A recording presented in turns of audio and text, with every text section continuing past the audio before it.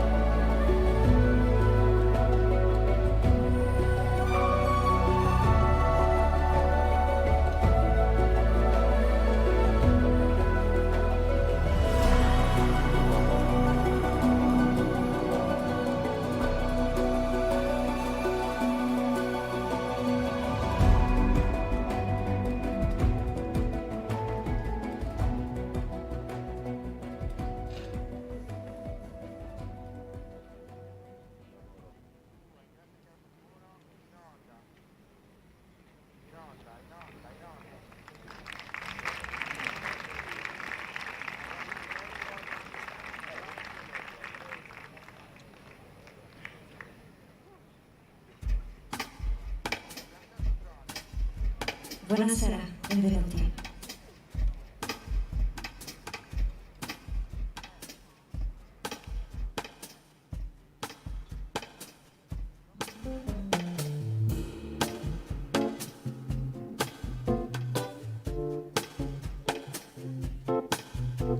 Is laughing with another girl and playing with another heart. Placing high stakes, making hearts ache, is love in several languages. Jukebox like diamond nights and ruby lights, high in the sky. Heaven help him when he falls. The moonlight, lover boy, he moving in space with a minimum waste and maximum joy.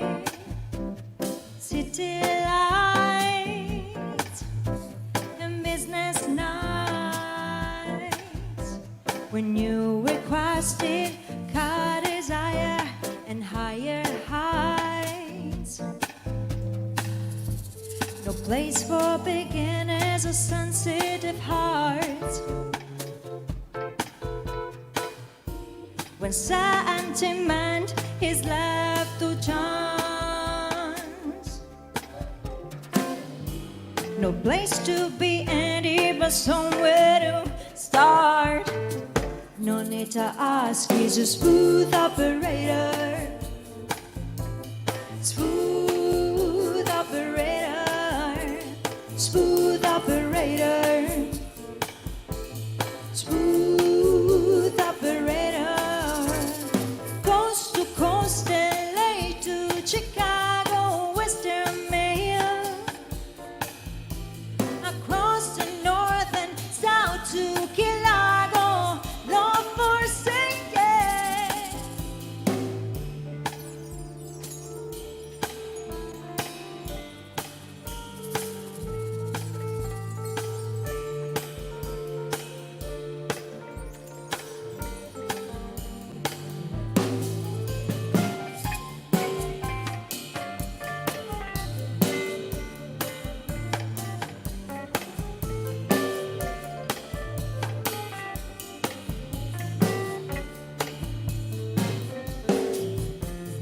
Face to face, his craft plastic case with shadow box and double cross beneath that chase. A license to love, insurance to hold. Melt all your memories and change into gold. His eyes are like angels, but the heart is cold. No need to ask, he's a smooth operator. Smooth operator. Smooth operator. Smooth operator. Coast to coast, LA to Chicago, Western Mayor. Across the north and south to Key Largo, go Forsaken. Smooth operator. Smooth operator. Smooth operator. Whoa, whoa, whoa, yeah. Smooth operator. Smooth operator. Dum, dum, dum, dum, dum. Smooth operator. Smooth operator.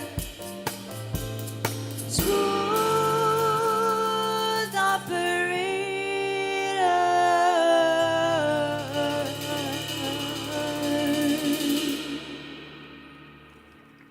Grazie, benvenuti.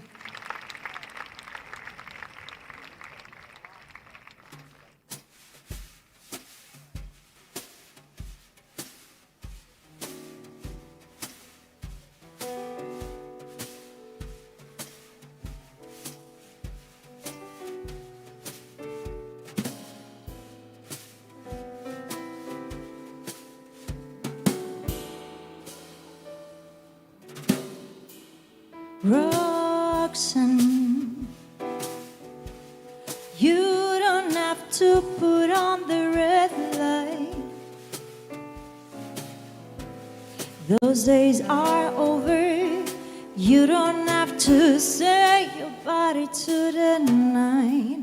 Roxanne,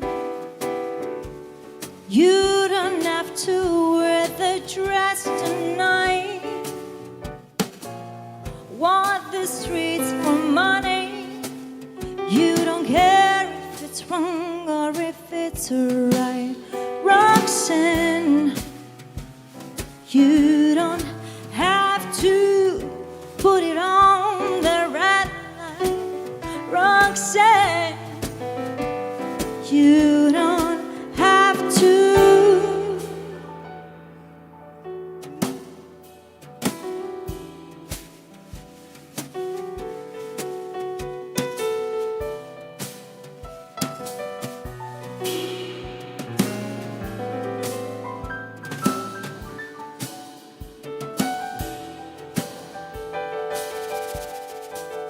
I loved you since I knew you. I wouldn't turn down to you. Oh, I have to tell you just how I feel. I won't share you with another boy, boy. I know my mind is made up.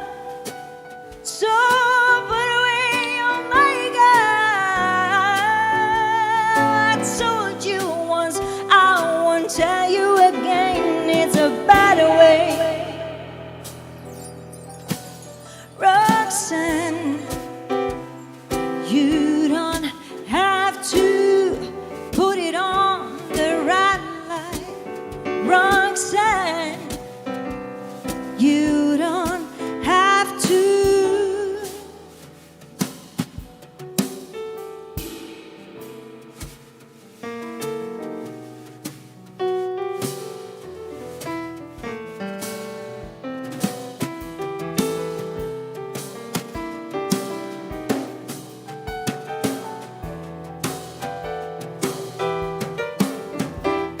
I know my mind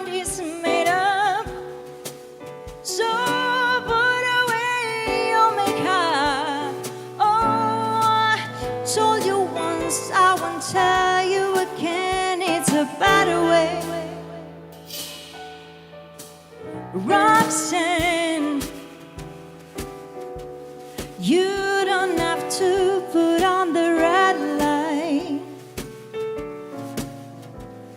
The streets are over.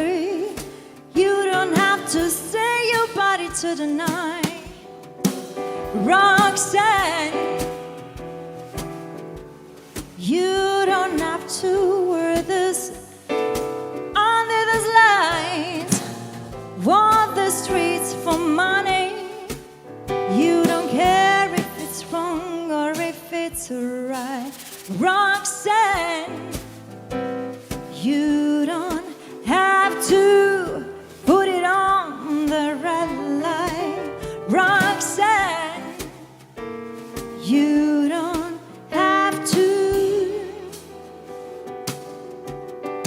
Baby, don't put it on. Baby, don't put it on. Baby, don't put it on. No, no, no, no. Baby, don't put it on. Do-do-do-da-do-da-do-da-do-da. Baby, don't put it on.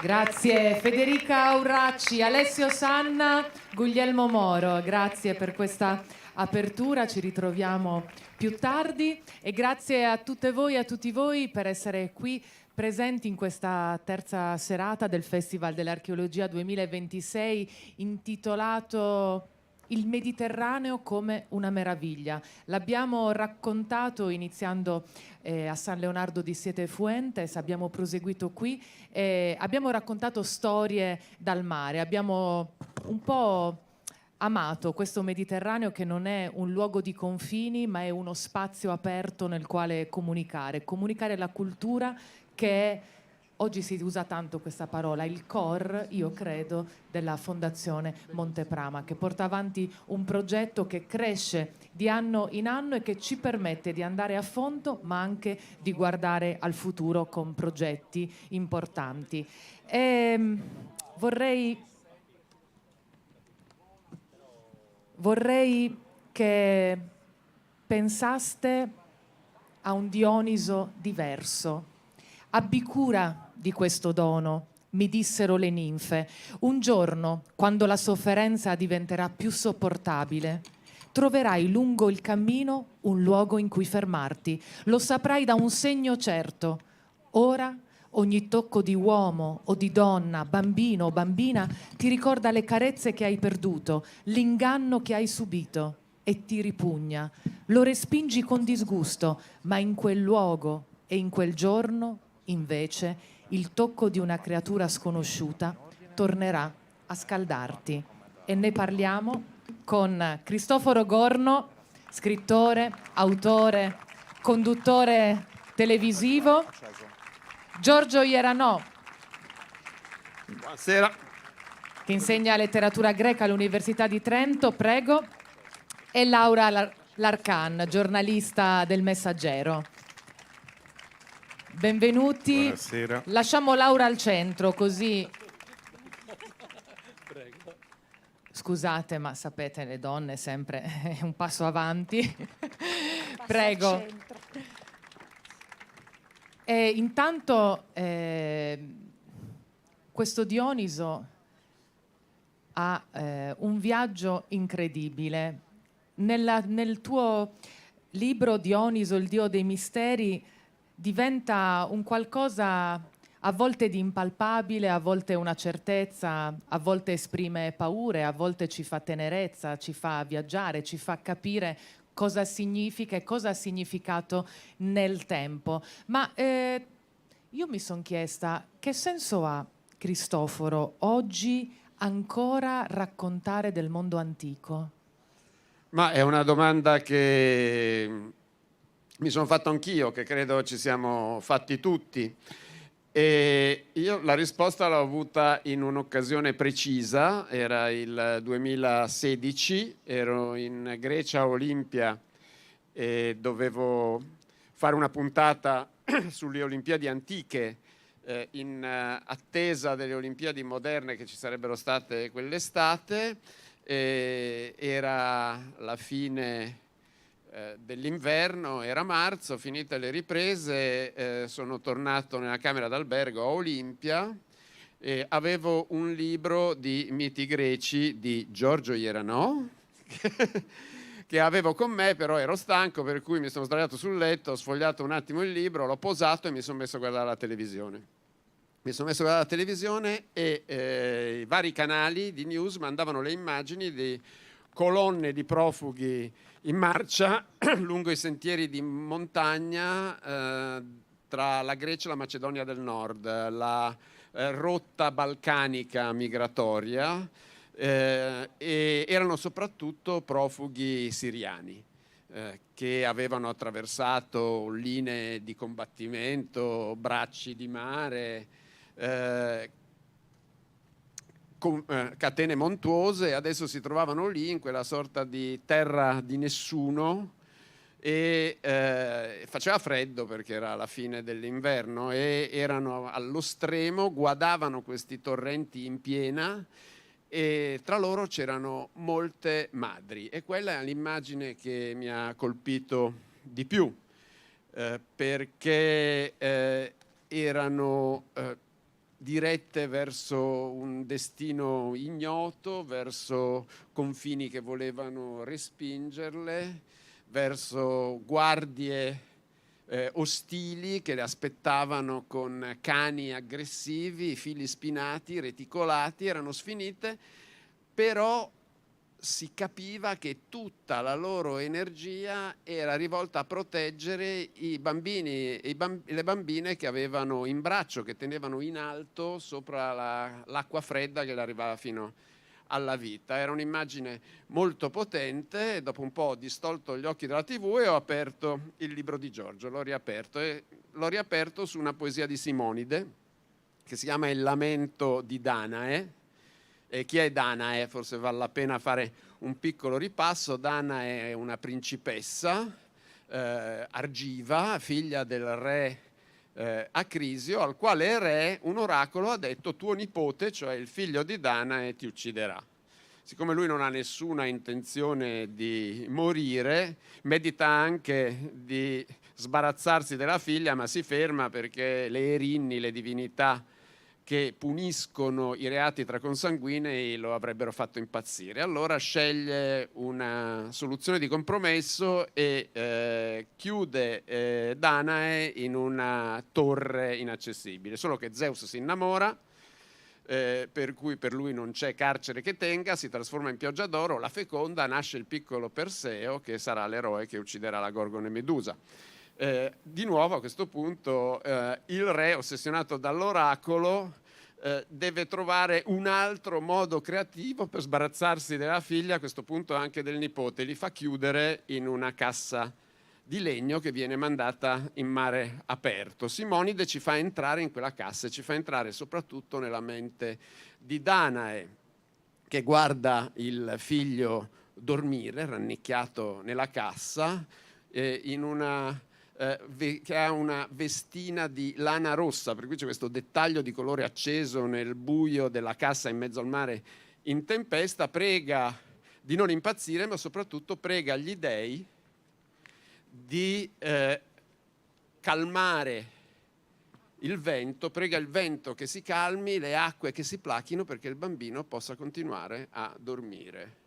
E letta questa poesia, alzo gli occhi e guardo le madri profughe e mi sembra che Danae sia esattamente come loro, lacerata tra il terrore di una situazione difficilissima e la necessità di non trasmettere quel terrore ai bambini. E allora lì ho avuto la risposta che il mondo antico ci parla ancora.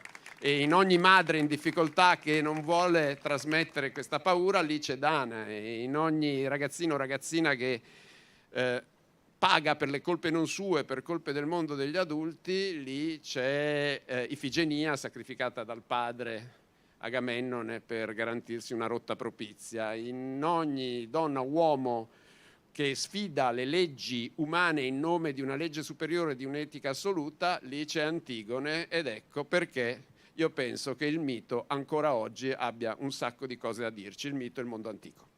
Ecco, Giorgio, hai scritto Gorno ripercorre le vicende romanzate già dagli antichi, lo fa con lo sguardo di chi padroneggia l'argomento e sa come tradurlo in un racconto accattivante.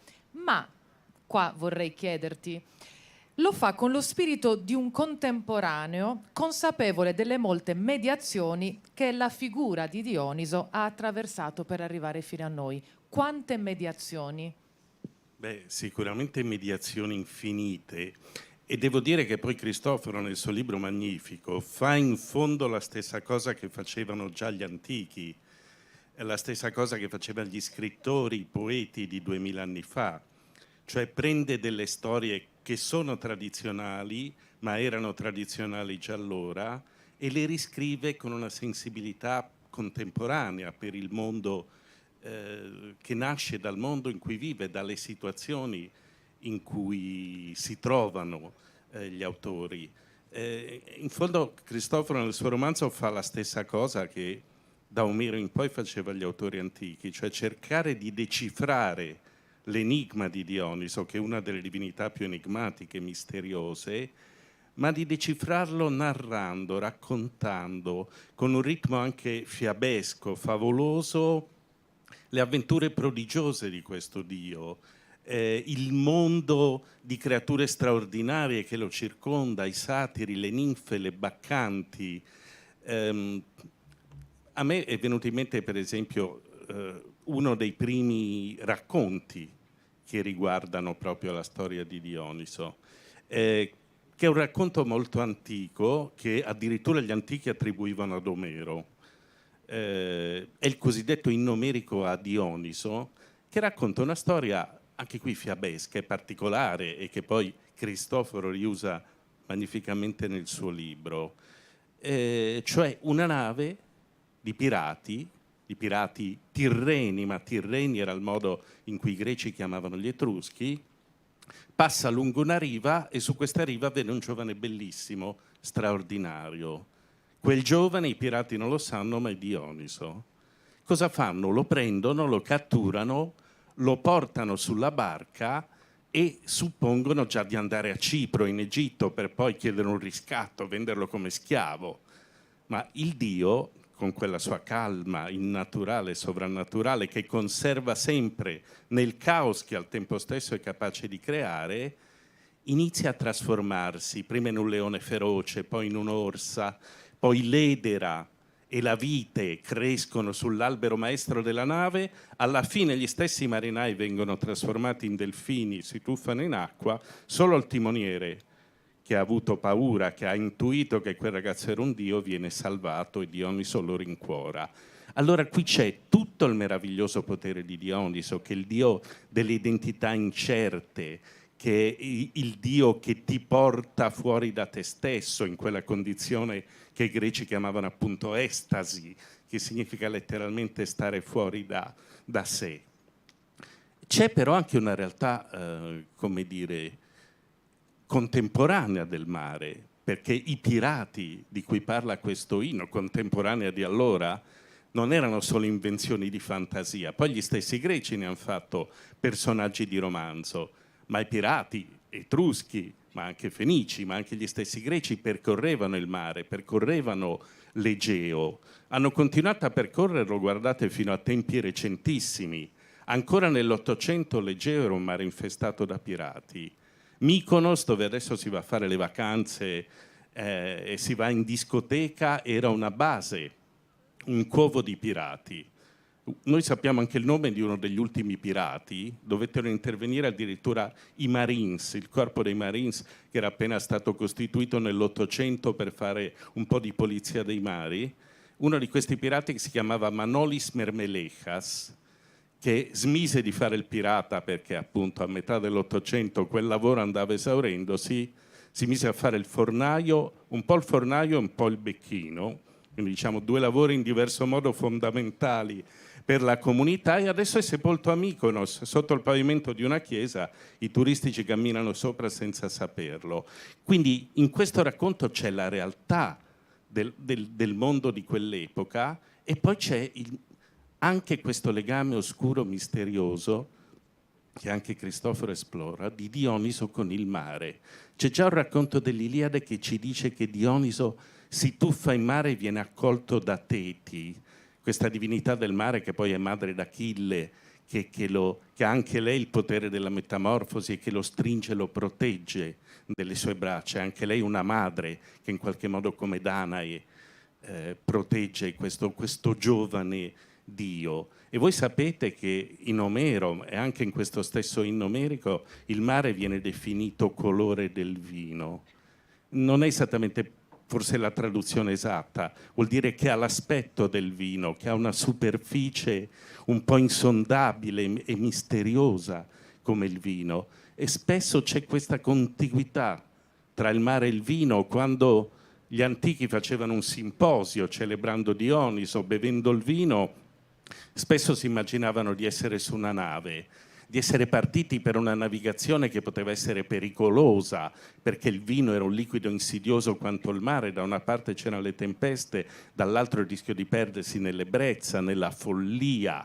C'è una storia che racconta un antico storico, Timeo, che era di Taormina, dice: ad Agrigento c'era un gruppo di ragazzi che si è ubriacato, a un certo punto erano ubriachi così persi che erano convinti in casa loro di essere su una nave, hanno iniziato a buttare i mobili dalla finestra come se fosse la zavorra, perché temevano che la nave affondasse. Quindi c'è questa contiguità strettissima tra mare e vino. Voi vedete anche i vasi che contenevano il vino degli antichi, spesso hanno delle barche disegnate sopra, perché sono entrambi liquidi misteriosi, e forse anche nel mare che ci circonda c'è ancora qualche segno di Dioniso. Ecco, a proposito di narrazioni, Laura, tu hai un compito a volte ingrato. Sicuramente l'hai definito divertente, ma molto impegnativo. Ti occupi proprio di giornalismo legato all'archeologia, quindi tu questo scrivi e indaghi per Il Messaggero. Cosa c'è di dionisiaco in questa tua professione così legata alle storie anche che stiamo raccontando? Sì, effettivamente è vero. Preparando un po' questo incontro, questo appuntamento, avevo riflettuto proprio su questo aspetto, sul lato dionisiaco del giornalismo archeologico, e c'è chiaramente tanto di Dioniso anche nel nostro ruolo di cronisti e comunicatori dell'archeologia. Dionisiaco perché? Perché io come giornalista specializzata, diciamo, in archeologia devo necessariamente fare i conti, come tutti i giornalisti fanno, con quelle che sono le nostre fonti. Nel caso di un giornalista che si occupa di archeologia, la fonte principale è l'archeologo. E l'archeologo è una fonte che io amo definire un po' sublime, incarna forse l'aspetto più sublime di una fonte, è una creatura a sé stante rispetto a quella che può essere la fonte per un cronista di giudiziaria o un cronista di nera. Diciamo che un po' tutti i giornalisti hanno le loro fonti. La mia fonte è sublime, sublime proprio nel senso più romantico del termine, perché per me l'archeologo è un concentrato di passioni furiose, di desiderio furioso e allo stesso tempo di terrore in qualche modo. Ci vedo un po' come dire, una sorta di cime tempestose e Frankenstein di Mary Shelley. Oppure ecco, io quando affronto un archeologo mi sento molto come il viandante sul mare di nebbia di Friedrich, cioè ho di fronte una persona che condensa dei sentimenti in qualche modo estremi vicini, simili, ma allo stesso tempo molto forti, molto potenti, tra appunto la passione, le pulsioni più forti, ma anche un po' l'irrazionale. Perché dico tutto questo? Io li adoro, gli archeologi, li rispetto profondamente e non a caso mi occupo di giornalismo archeologico, però è chiaro che sono degli interlocutori molto particolari. E c'è chiaramente tutto un sistema per approcciarsi a un archeologo, che poi è l'interlocutore che ci porta la notizia, perché noi giornalisti poi dobbiamo portare a casa il servizio. Oltre al fatto che su Dioniso sono state fatte proprio recentemente, negli ultimi 5-6 anni, le scoperte forse più interessanti, più suggestive e anche più divertenti, per tornare al termine, concedetemelo, noi giornalisti a volte siamo un po' tranchant in qualche modo, ci permettiamo dei termini un po' così prosaici quando abbiamo di fronte la sacralità dell'archeologia. E quindi ritorno anche al concetto iniziale di Cristoforo: quanto sia importante raccontare oggi l'antico è fondamentale. E ecco anche il lato dionisiaco di un giornalista cronista che nel 2026 ce la mette tutta per raccontare l'archeologia, il mondo antico, le scoperte, e anche e su questo fronte poi ci ritorneremo, è un'altra impresa da maratona per tornare alla nostra Grecia amata, è la nostra personalissima impresa, riuscire a portare a casa una notizia di archeologia, un racconto di mondo antico, perché non è affatto semplice, un po' di questo parleremo. Ma per tornare al mio archeologo sublime, ecco, l'archeologo rappresenta proprio tutto questo, e fare breccia in un archeologo significa affrontare le fatiche di Ercole, per tornare al mito praticamente, perché appunto l'archeologo può essere, e poi il professor Ieranò forse mi capisce ancora di più, l'archeologo tende a avere una visione tutta sua personale. Per l'archeologo un lembo di opus reticulatum è la reggia più fastosa del mondo. In una piega di stucco vede chiaramente mondi che voi umani non potete neanche immaginare. Ecco, e chiaramente poi noi dobbiamo decifrare tutto questo entusiasmo, e quindi abbiamo sempre questo rapporto un po' conflittuale con l'archeologo, perché poi noi brutalmente dobbiamo tradurre tutto in una fotografia. In una foto, in un titolo accattivante, titolo, e quindi è molto bello questo spaccato della tua professione.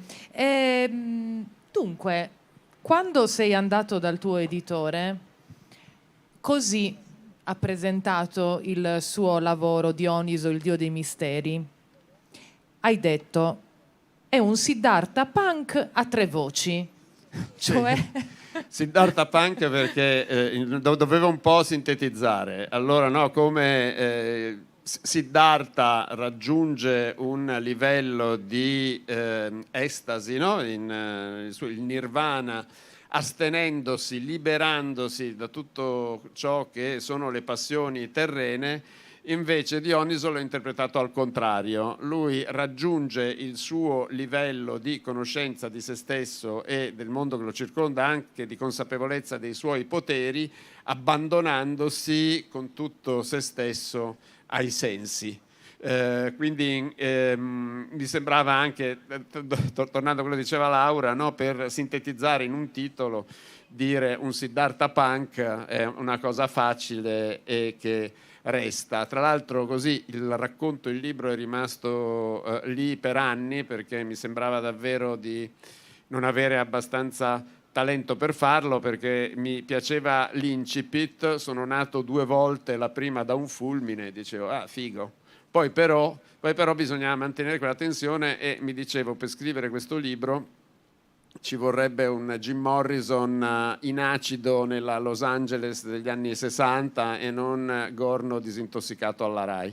Poi però anche grazie all'entusiasmo, così, alla collaborazione continua di Giorgio, che si è sorbito tutte le fasi, e di Silvia Romani, che gli ho seduta in prima fila, che anche lei si è sorbita qualunque passaggio, qualunque cosa, oltre che editori, e anche all'incoraggiamento di un grandissimo amico e fratello che non c'è più da 2 mesi, che è Davide Riondino. Davide è sempre stato per me davvero un fratello maggiore. Lui aveva un talento assoluto di poesia, di capacità di improvvisare, di cercare di dare senso a delle cose anche molto divertenti. E allora, in omaggio a Davide e a Dioniso, voglio leggervi uno degli ultimi messaggi che mi ha mandato prima di andarsene. Devo riaprire qua, e riguarda proprio Dioniso, perché mi ha scritto così: mi accingerò, appena avrò un momento, a scrivere un inedito di Euripide, la Menade pentita. È una Menade recidiva che dopo un baccanale ritiene di essere stata usata contro la sua volontà. Ne segue un processo al satiro e intervengono Dioniso, Apollo e Atena. Ampio dibattito su libera scelta e contesto e su come ogni dio abbia le sue leggi o meno. Ci mancherà l'inedito di Euripide e già ci manca Davide. Grazie Cristoforo. Giorgio, naturalmente, come già ha detto Cristoforo, anche tu hai scritto tanto, e quindi mi chiedevo, un po' in comune anche rispetto adesso al libro, in questo recupero dei miti tra realtà e immaginario, come si fa a scrivere i vostri viaggi? Ma allora, né io né Cristoforo, appunto, benché vorremmo esserlo, siamo Jim Morrison, devo dire la verità, che per arrivare a Dioniso ha cercato di imitarlo, cioè si è immerso nel dionisismo. A voi no, ce lo confermi? Noi, devo no. dire, no, io... perché dall'aspetto non sembrerebbe, però non si sa mai. Non sono Cristoforo, ma io sono molto timoroso, grande rispetto, guardo Dioniso da grande distanza, quindi mi accosto senza tentare quell'emulazione che veramente Jim Morrison ha fatto. Lui sosteneva, e Cristoforo costeggia questo tema nel suo romanzo, sosteneva che i concerti rock, le esibizioni, che erano più che concerti, che erano degli happening che lui faceva, rimettevano in scena il momento dell'origine stessa della tragedia, cioè quel momento dionisiaco, orgiastico, primitivo. Lui andava dal parrucchiere portando una fotografia di un busto di Dioniso e diceva: io voglio essere così. Questo lo faceva già Alessandro Magno, lo faceva Marco Antonio, questa è l'imitatio, il voler essere come Dioniso. Non l'hai fatto tu, siamo sicuri? Io non sei andato dal parrucchiere? Non sono andato dal parrucchiere, diciamo, mi servo da un tradizionalissimo parrucchiere che credo abbia ancora... Un barbiere, un barbiere allora. Barbiere che si ispira a riviste degli anni 50-60 forse, e sicuramente non a modelli dionisiaci.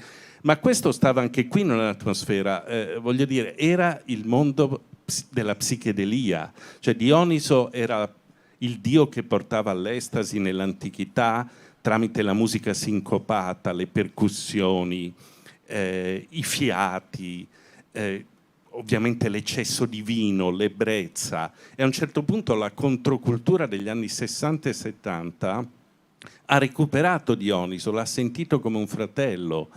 Io ho avuto l'avventura, anche lì guardando tutto da molto lontano, di conoscere il chimico svizzero Albert Hoffmann, che ha inventato l'LSD, che l'ha sintetizzato in un laboratorio farmaceutico in Svizzera. Era già un vecchietto molto avanti con gli anni e diceva che ogni tanto ancora lo provava per continuare a testare la sua invenzione, ma poi raccontava di quando si sedeva in poltrona con Ernst Junger o Aldous Huxley, grandi scrittori, nella sua casa svizzera, e partivano per questi viaggi. Bene, Albert Hoffmann ha scritto un libro. Voi sapete che c'erano questi grandi misteri vicino ad Atene, ad Eleusi, in cui c'entrava anche Dioniso, i misteri eleusini. E lì si consumava una bevanda strana, misteriosa, chiamata ciceone, e poi si avevano queste visioni dell'aldilà, di un'altra vita, di un altro mondo e di beatitudini indicibili che nessuno ha mai detto e nessuno ha mai potuto dire. Allora Albert Hoffman ha detto: ma questa bevanda era a base di cereali. L'LSD io l'ho ricavato da un fungo della segale, che è un cereale.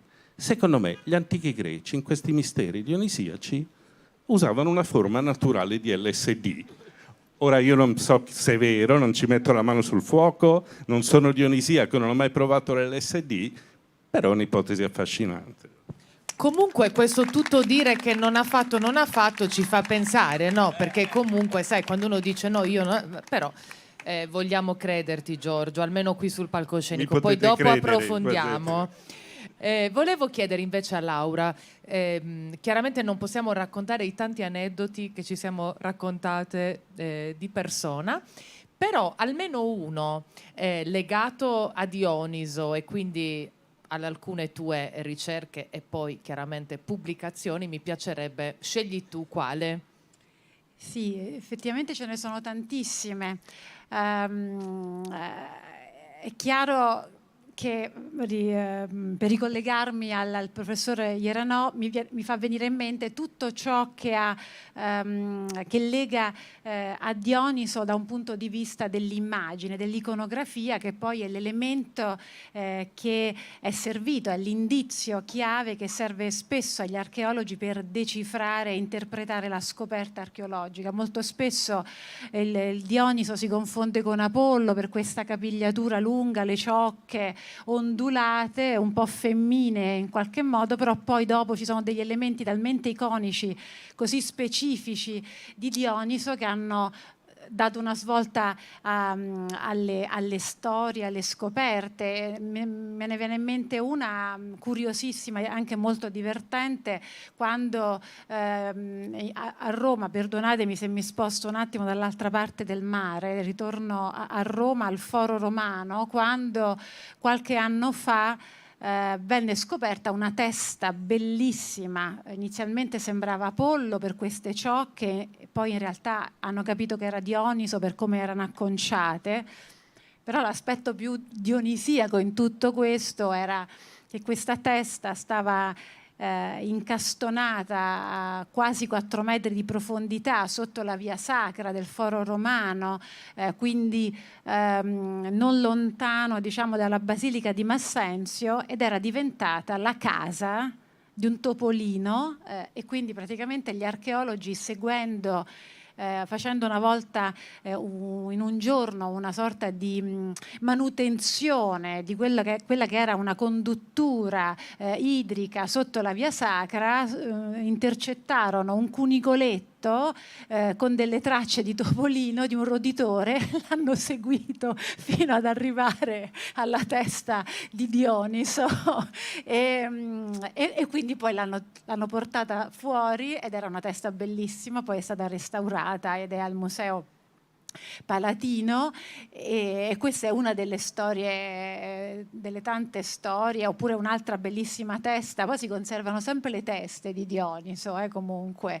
l'altra bellissima testa sempre dai Fori Imperiali, ma poi Pompeia lo scorso anno ha svelato, tra le tante cose che svela costantemente Pompei, questa nuova Villa dei Misteri, che non è quella scoperta 100 anni fa, ma è un'altra Villa dei Misteri, dove c'è questa gigantesca rappresentazione di corteo dionisiaco, dove c'è questa particolarità della signora, padrona, domina della casa, ritratta come baccante dionisiaco, ed è un aspetto unico, originalissimo, che non si era mai riscontrato. Quindi questo a volo d'uccello erano un po' alcune scoperte che mi vengono in mente, ma poi è chiaro che c'è la contropartita, cioè nel senso che poi ci sono anche il rapporto tra cronista e archeologo, che ha un aspetto dionisiaco. Mi diverte tanto recuperare una storia vecchia, insomma, che risale a una decina di anni fa, che coinvolge il grandissimo Piero Angela, non che abbia nessun legame con Dioniso per alcun motivo, ma venne coinvolto suo malgrado in una storia molto dionisiaca in realtà, e mi sembra perfetta, perché non so se ricordate, ma ci fu un momento in cui c'era Berlusconi al governo e un gruppo statuario di Marte e Venere che era stato portato dalle terme di Diocleziano a Palazzo Chigi, era un gruppo scultoreo di epoca romana. Marte in quel caso mancava del suo attributo, diciamo. Molto spesso capita che le statue perdano i loro, diciamo, alcuni elementi.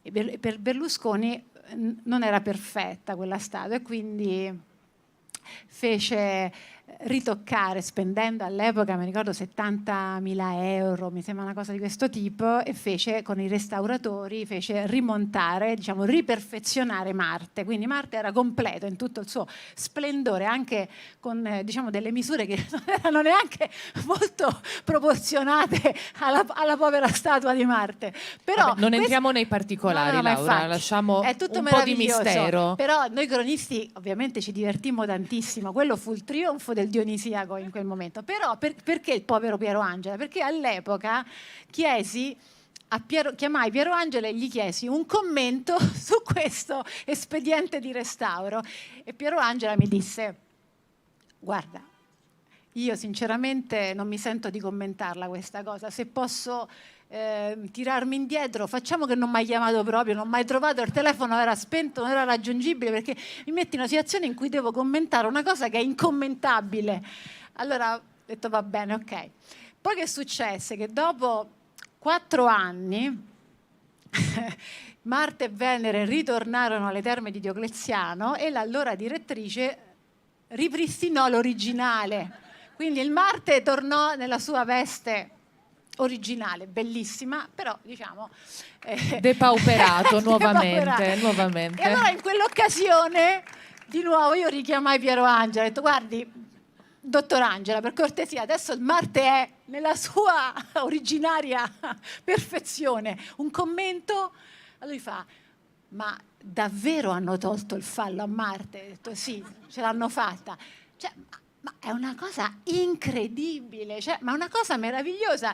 E Piero Angela mi disse: guarda, devo assolutamente venire alle terme di Diocleziano a vedere sto Marte che deve essere spettacolare. Ho detto: guarda, io dico che sono contento, che è un'operazione legittima, perché le statue antiche, perché il restauro integrativo non è corretto, fece chiaramente un'analisi sulla correttezza dei restauri, poi non faceva una piega, perfetto, sentivo anche la musica di sottofondo di Super Quark mentre lui raccontava tutto questo.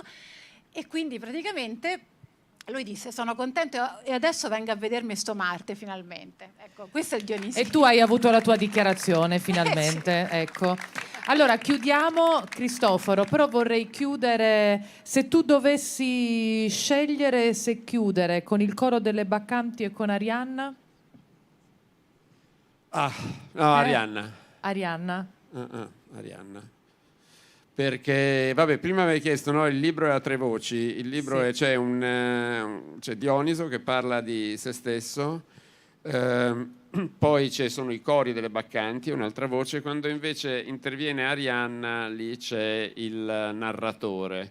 E l'Arianna un po' nel libro è una sorta di alter ego di Dioniso, perché uno degli aspetti che mi ha, a parte così, forse per parlare del Dioniso in generale, non del Dioniso del romanzo, ci sono tante cose di lui che restano aperte, che sono affascinanti. È un dio tutto sommato, noi lo immaginiamo, no, gli eccessi, il vino, le danze selvagge, le orge sulle montagne. Lui invece è un dio che correggimi se sbaglio Giorgio, che ha pochi grandi amori e che tutto sommato è un dio casto che si innamora di una ragazza che finisce in un modo tragico, non lo dico, che però diventa una stella, una costellazione, si innamora di Arianna e non è come il suo babbo o come i suoi fratelli tipo Eracle, uno che va in giro a fare figli, stuprare, coso. Ha un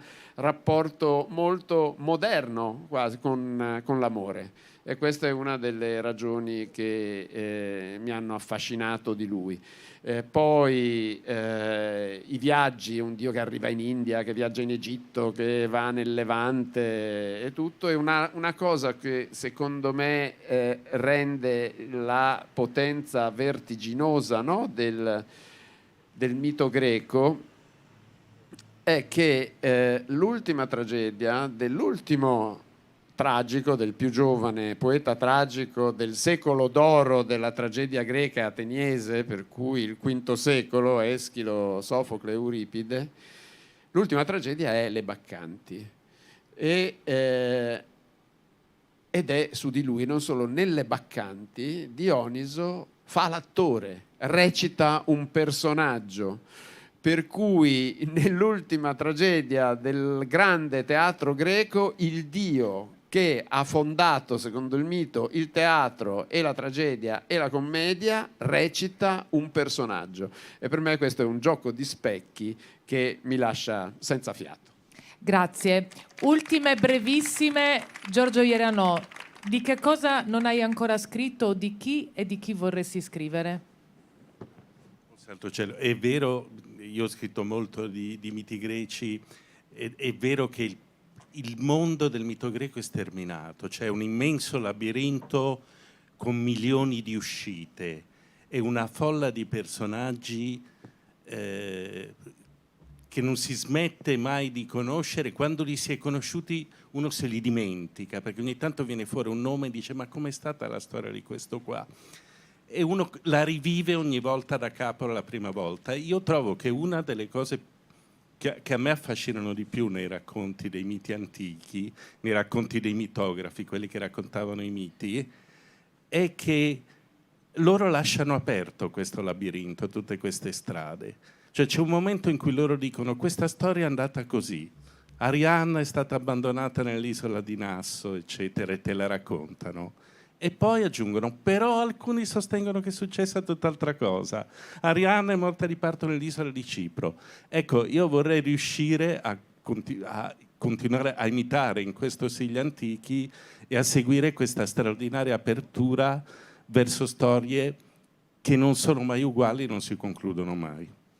Laura, ma chi ti legge oggi nel 2026? Devi essere breve, però. Ma questa è una domanda bellissima, tra l'altro. Allora, non vorrei qui scrivere l'epitaffio del giornalista, diciamo, di carta stampata. No, assolutamente.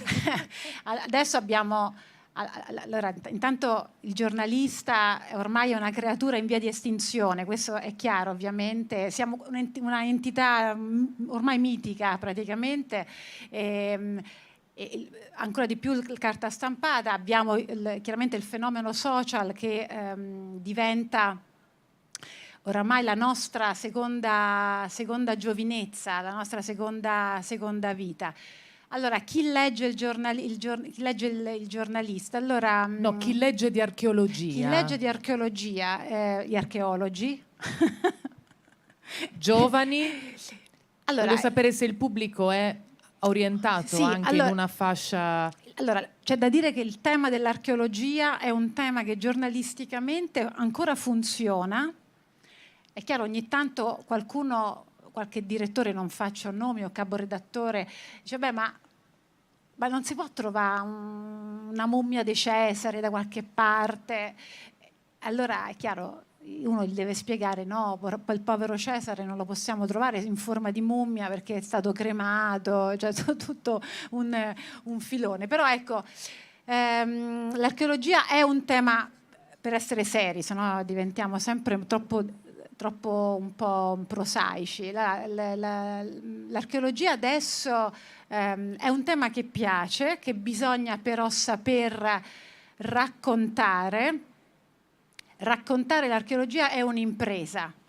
Finiti 30 secondi. Va bene. Ok, a posto. Purtroppo Però- un Dioniso che No, fa ma il direttore di molto, palco. È molto d'attualità questa cosa, perché io adesso faccio i reel sui social e una storia meravigliosa la devo raccontare in 80 secondi, quindi ci siamo. Andandocene, Cristoforo, puoi dire l'ultima. Così se il direttore ci vede in piedi, pensa che abbiamo finito, va tu buono. invece dai l'ultimo.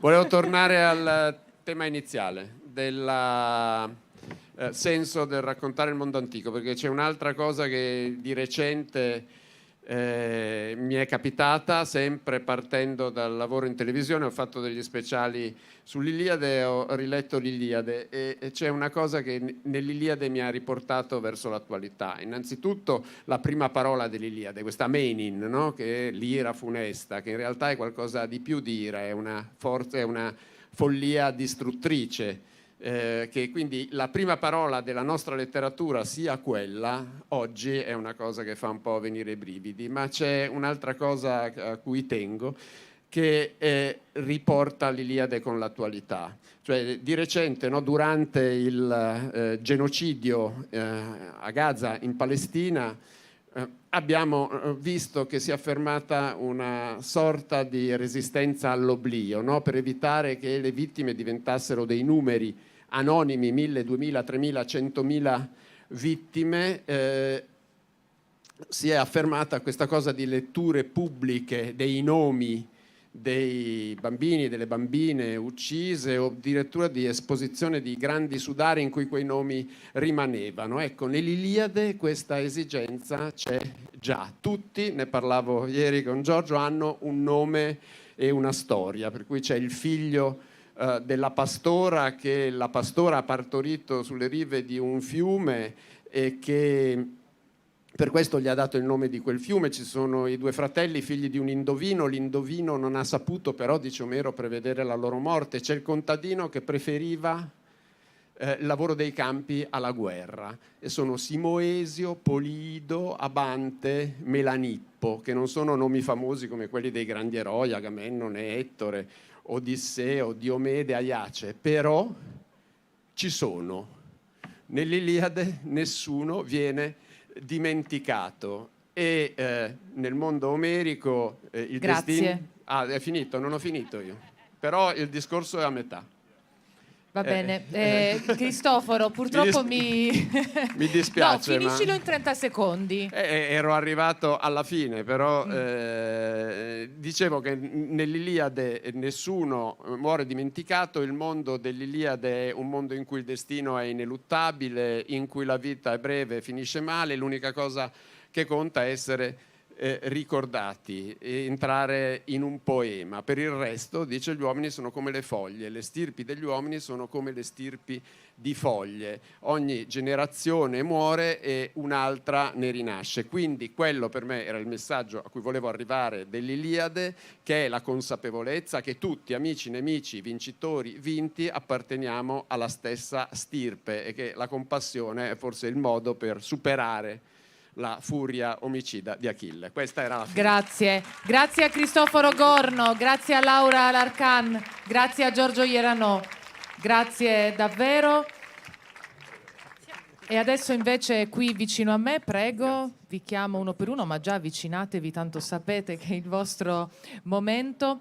Ci dedichiamo alla prospezione archeologica e geofisica nella laguna di Cabras, le nuove acquisizioni, l'analisi dei dati con Maria Mureddu, archeologa della Fondazione Monteprama, Pier Giorgio Spanu, docente di archeologia cristiana e medievale presso l'Università di Sassari, Paolo Orru, docente di geomorfologia all'Università di Cagliari, Filiberto Chiabrando, professore del Politecnico di Torino, specialista in tecnologia del rilievo, e poi ritorna anche Rita Auriemma, archeologa e docente dell'Università del Salento.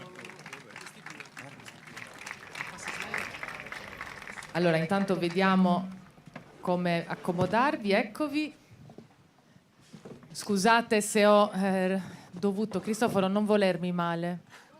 Mi hai detto così tante cose belle oggi che non è colpa mia, è colpa di quel signore che c'è lì con gli occhiali lì dietro, che non è Dioniso, l'ho già detto, proprio.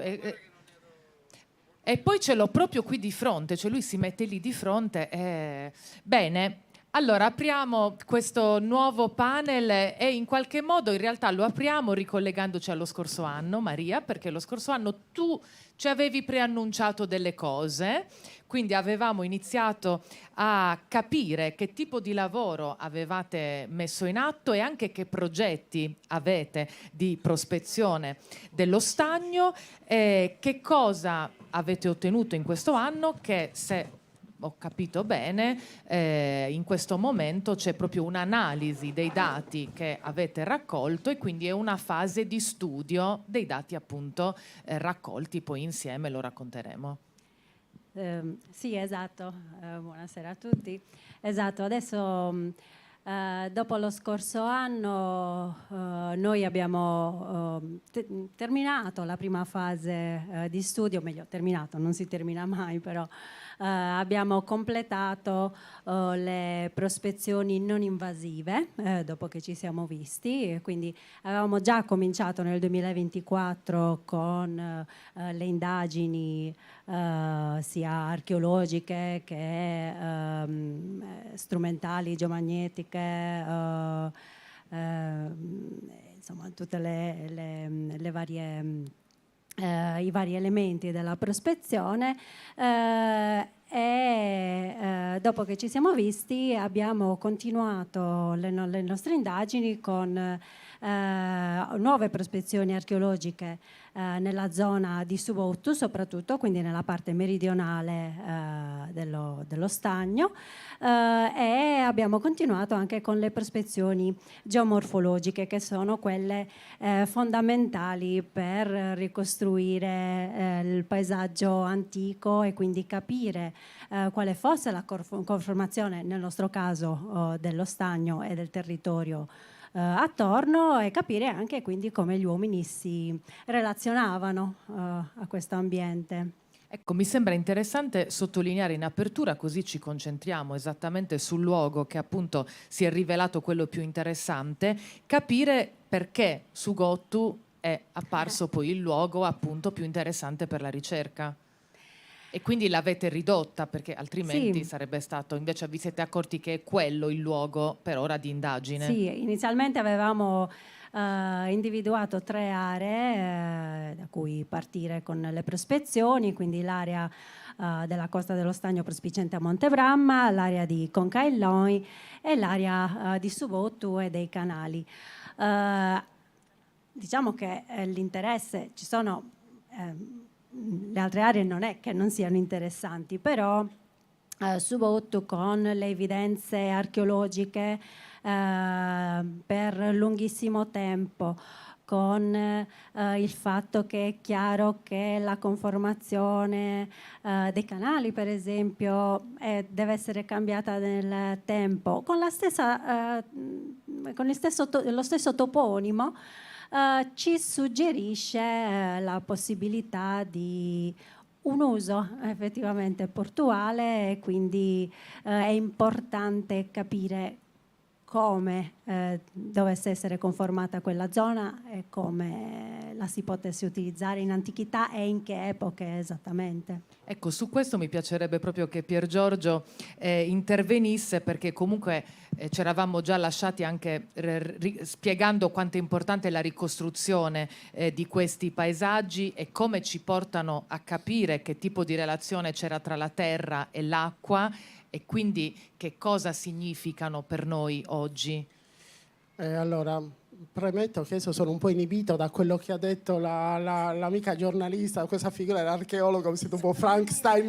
No, scherzo, naturalmente, io che sono un timido di natura, non è vero. No, veramente. Allora, grazie Ambra, è stato un lavoro così complesso. Noi quest'anno abbiamo dovuto elaborare soprattutto i dati precedenti e fare delle nuove indagini, soprattutto quelle geomorfologiche, che completavano questo primo quadro, no? Perché completare la ricerca per gli obiettivi che noi abbiamo, cioè quello di ricostruire la trasformazione del paesaggio, della laguna e di tutto il territorio, è veramente un'impresa ardua. Come diceva Maria, abbiamo focalizzato per ora l'interesse su una o poche aree campione proprio per poterle leggere a fondo e per far sì che queste aree possano diventare modello poi anche per le ricerche future. Io passo le immagini ma non le commento, non è questa la sede, non era questa la nostra intenzione. Certo, noi facciamo archeologia subacquea, noi in questa prospettiva interdisciplinare, ma la chiamerei più che altro un'archeologia delle acque, cioè che quell'archeologia che mira proprio a vedere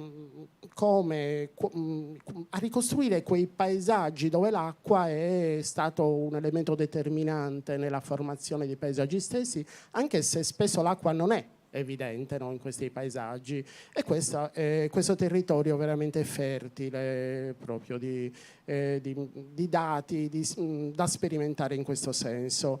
E quindi ecco, noi è un territorio dove l'acqua è stata determinante per l'insediamento umano. Nelle varie fasi storiche, fin dall'antichità abbiamo attestazioni di insediamenti del Neolitico, ancora precedenti con il ritrovamento di materiali e insediamenti che mostrano la ricchezza delle comunità che hanno abitato questo territorio fin dai tempi più remoti.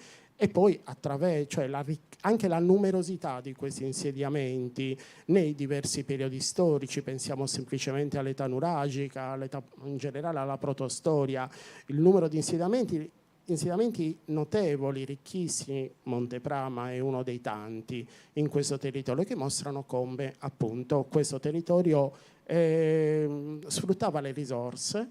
In questo territorio l'uomo, scusate, ho mancato un passaggio, sfruttava le risorse, e l'acqua è una di queste risorse, non solo direttamente e indirettamente, perché chiaramente le vie d'acqua erano quelle che consentivano di scambiare le merci. Stiamo ricostruendo anche come poteva avvenire e quali erano anche gli approdi o comunque i punti legati a questa navigazione sull'acqua che serviva per queste relazioni commerciali anche verso l'interno, ma anche con chi arrivava. È chiaro che qui c'era il Golfo, che già era un porto naturale, c'erano poi tutta una serie di altri approdi, chiamiamoli approdi, ma sono porti in realtà che servivano per lo smistamento delle merci.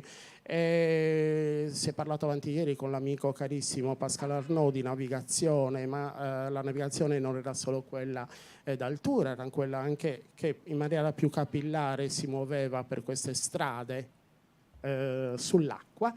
L'acqua era un elemento determinante, poi anche per reperire anche le risorse. Pensiamo che tra queste risorse c'era il sale, no? Nella parte settentrionale del Sinis, le saline ancora esistenti, sebbene oramai fossili quasi. Ecco, quindi era veramente un paesaggio che nel tempo è stato caratterizzato da questi specchi d'acqua di diversa formazione, come diranno i colleghi, che però hanno veramente consentito all'uomo, in questo rapporto uomo-ambiente, noi pensiamo al paesaggio non come un elemento naturale, ma come qualcosa dove l'uomo è intervenuto e ha interagito con l'ambiente costantemente. L'uomo ha modificato l'ambiente, ma anche l'ambiente ha modificato l'uomo nel modo di pensare attraverso il tempo, in questo rapporto costante. Questo è il nostro obiettivo. Tengo a precisare che noi non cerchiamo le grandi cose, non cerchiamo i nuraghi coperti dal fango. Se li troviamo ben vengano, ma il nostro obiettivo è che ha una grande validità storica, è fatto delle piccole cose, dei piccoli dati che ci consentono di ricostruire grandi cose. Queste grandi cose sono i paesaggi antichi, così come si sono modificati nel tempo. Grazie Pier Giorgio. E a proposito di questo, chiedo proprio a Paolo Roux, da geologo, come la ricostruzione del paesaggio e l'evoluzione si intersechi con questo lavoro che stiamo raccontando, che per chi è fuori, diciamo, da questo ambiente lo immagina solo subacqueo. In realtà ci sono mondi e studi che devono incontrarsi, come il tuo. Eccolo qui. Ecco, io volevo far vedere alcune immagini che mostrano come la laguna di Cabras si è evoluta. La prima è la nascita della laguna di Cabras. Come è nata? Con la formazione di un grande cordone litorale che ha chiuso una profonda baia. Questo è avvenuto nello stadio 5, l'antico periodo tirreniano, circa 125.000 anni fa. E successivamente questa grande spiaggia si è litificata. Noi geologi le chiamiamo beach rock.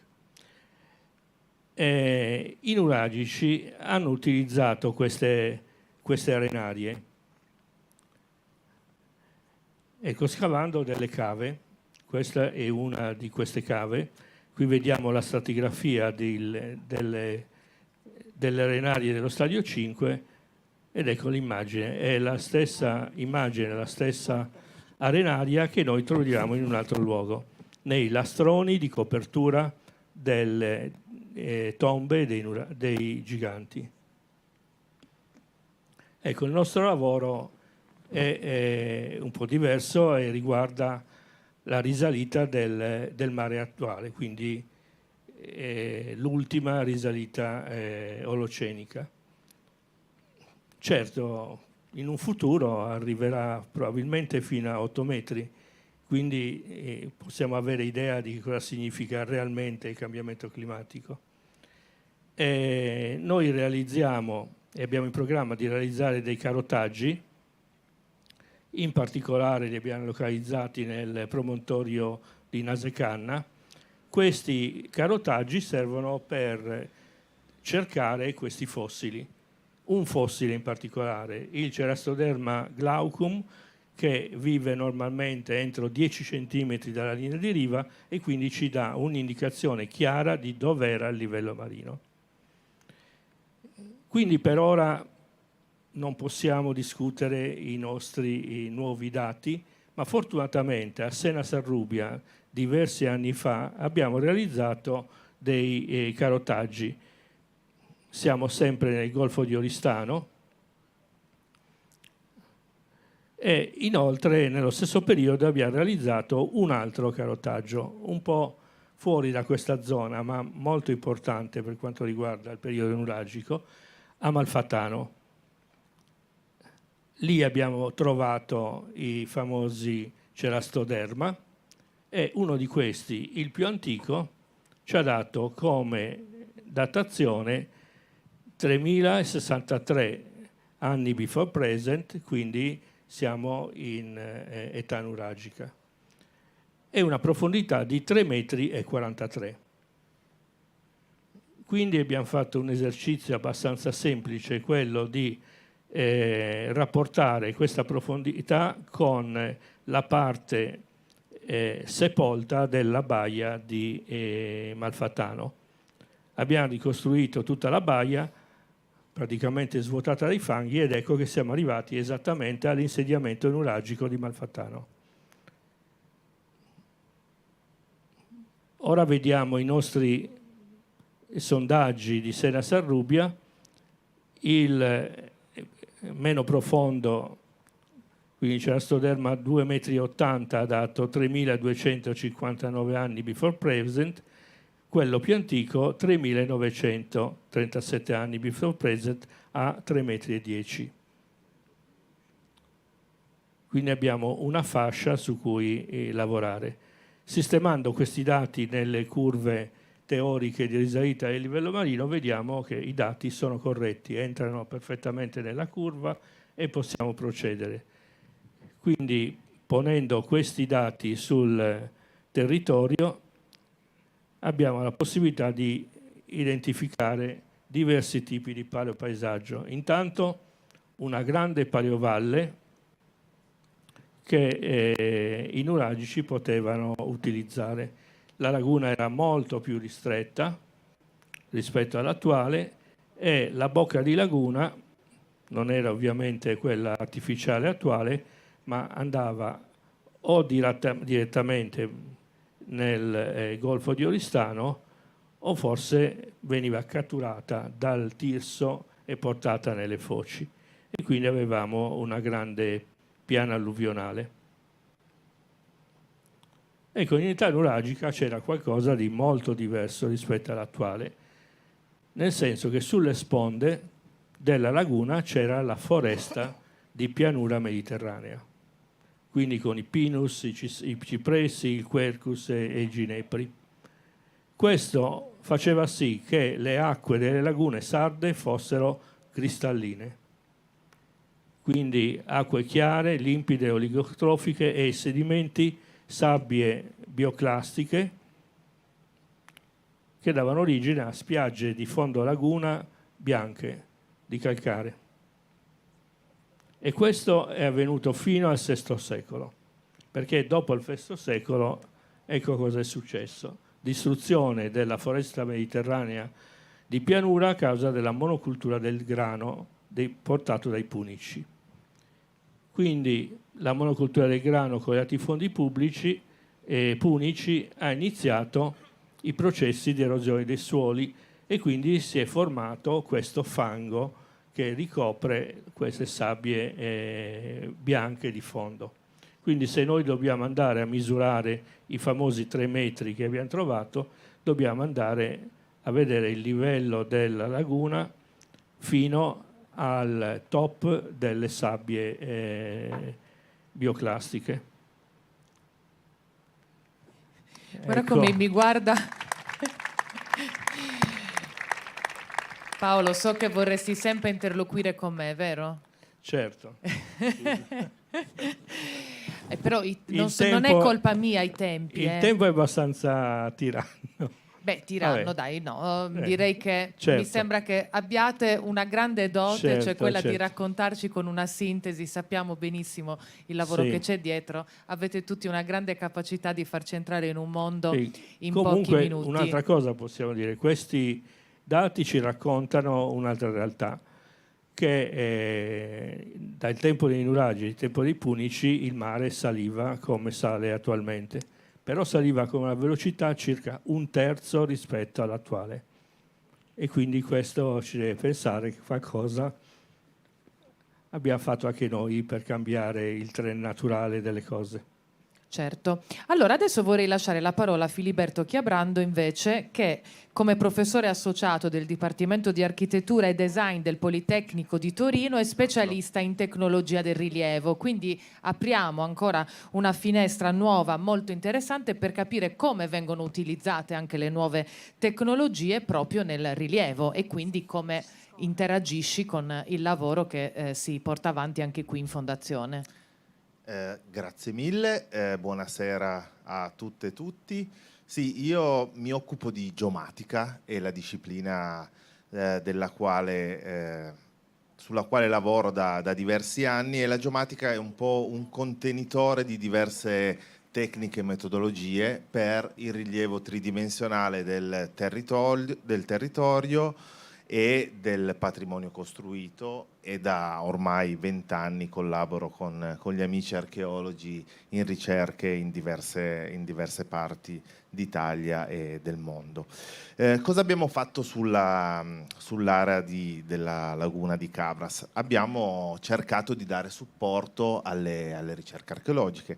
In particolare l'obiettivo di questi primi anni di attività è stato quello di realizzare della cartografia tridimensionale utilizzando i droni. I droni sono ormai degli strumenti che sono entrati nell'uso comune. C'era un drone che ci riprendeva prima, noi lo usiamo in un modo un briciolino diverso, acquisiamo delle immagini con delle sovrapposizioni che ci consentono poi di trasformare queste immagini in mappe, cartografie che tutti usiamo ormai. Google Maps è entrato nel nostro uso comune, ci serve ogni giorno per raggiungere delle diverse destinazioni. Quindi queste mappe, queste acquisizioni servono per documentare le aree sulle quali i nostri colleghi archeologi lavorano. Ha parlato Paolo di cartografia, è stata rappresentata la cartografia precedentemente. La cartografia è proprio la base della nostra ricerca e serve ad analizzare il territorio. Per il momento ci siamo occupati della produzione della cartografia allo stato attuale, ma l'obiettivo è quello di utilizzare la cartografia storica, o meglio ancora le immagini acquisite nel corso della storia che opportunamente elaborate ci consentono di estrarre delle informazioni tridimensionali e quindi di fornire un po' una lettura lungo gli anni. Non possiamo tornare indietro oltre gli inizi del 1900, perché i primi voli aerei sono stati fatti durante quegli anni, e grazie a questi dati quindi possiamo anche ricostruire l'andamento questo era un video, ma non possiamo ricostruire un po' l'andamento della linea di costa nel corso degli anni, quindi capire un po' meglio questa evoluzione, questo cambiamento che stiamo purtroppo notando in questi anni con l'innalzamento dei mari, che dovrà essere opportunamente valutato e legato alle ricerche archeologiche, studiato per poter andare a realizzare poi delle ulteriori analisi, quindi collegare la parte terrestre, della quale ci siamo occupati finora, con la parte marina o subacquea. Purtroppo oggi non siamo in grado ancora con i droni di vedere cosa c'è sottoterra. Ci stiamo provando, ma non è così semplice. Si possono usare sensori che coprono diverse altre bande dello specchio del visibile, quindi camere iperspettrali o multispettrali o camere termografiche che possono, se opportunamente utilizzate, fornirci alcune informazioni, ma non possono darci la soluzione e trovare i tesori nascosti, quindi non possiamo dare del materiale a chi scrive di archeologia o a chi si occupa di archeologia per avere delle nuove scoperte. E nella parte marina è ancora più difficile, ci sono tecniche apposta che riguardano più aspetti di geofisica che speriamo di poter utilizzare nel corso dei prossimi anni. Grazie. E mi lego un po' alla tua riflessione, a quella di Paolo sul fatto che sta cambiando la linea, sta cambiando il mondo. E siccome Rita, che si insegna archeologia subacquea all'Università del Salento, però in tutto il suo lavoro mira e vuole tutelare e valorizzare questi paesaggi d'acqua. Quindi Rita Auriemma, ti chiedo quanto è importante il vostro lavoro, appunto anche legandoci a queste riflessioni che ti hanno preceduta e a quello che si sta cercando di fare anche qui. Brava Ambra, è un tema fortissimo. Valorizzare il patrimonio sommerso, cioè valorizzare un patrimonio invisibile. Noi sappiamo che, tra l'altro, negli ultimi anni c'è stata una rivoluzione, direi neolitica, epocale, dettata da una convenzione sancita a Faro nel 2005, che noi abbiamo recepito nel nostro ordinamento, che è diventata una nostra legge ormai nel 2020. La Convenzione di Faro dice che tutti, singoli e comunità, hanno diritto a trarre beneficio dal patrimonio. Il patrimonio è risorsa per migliorare la qualità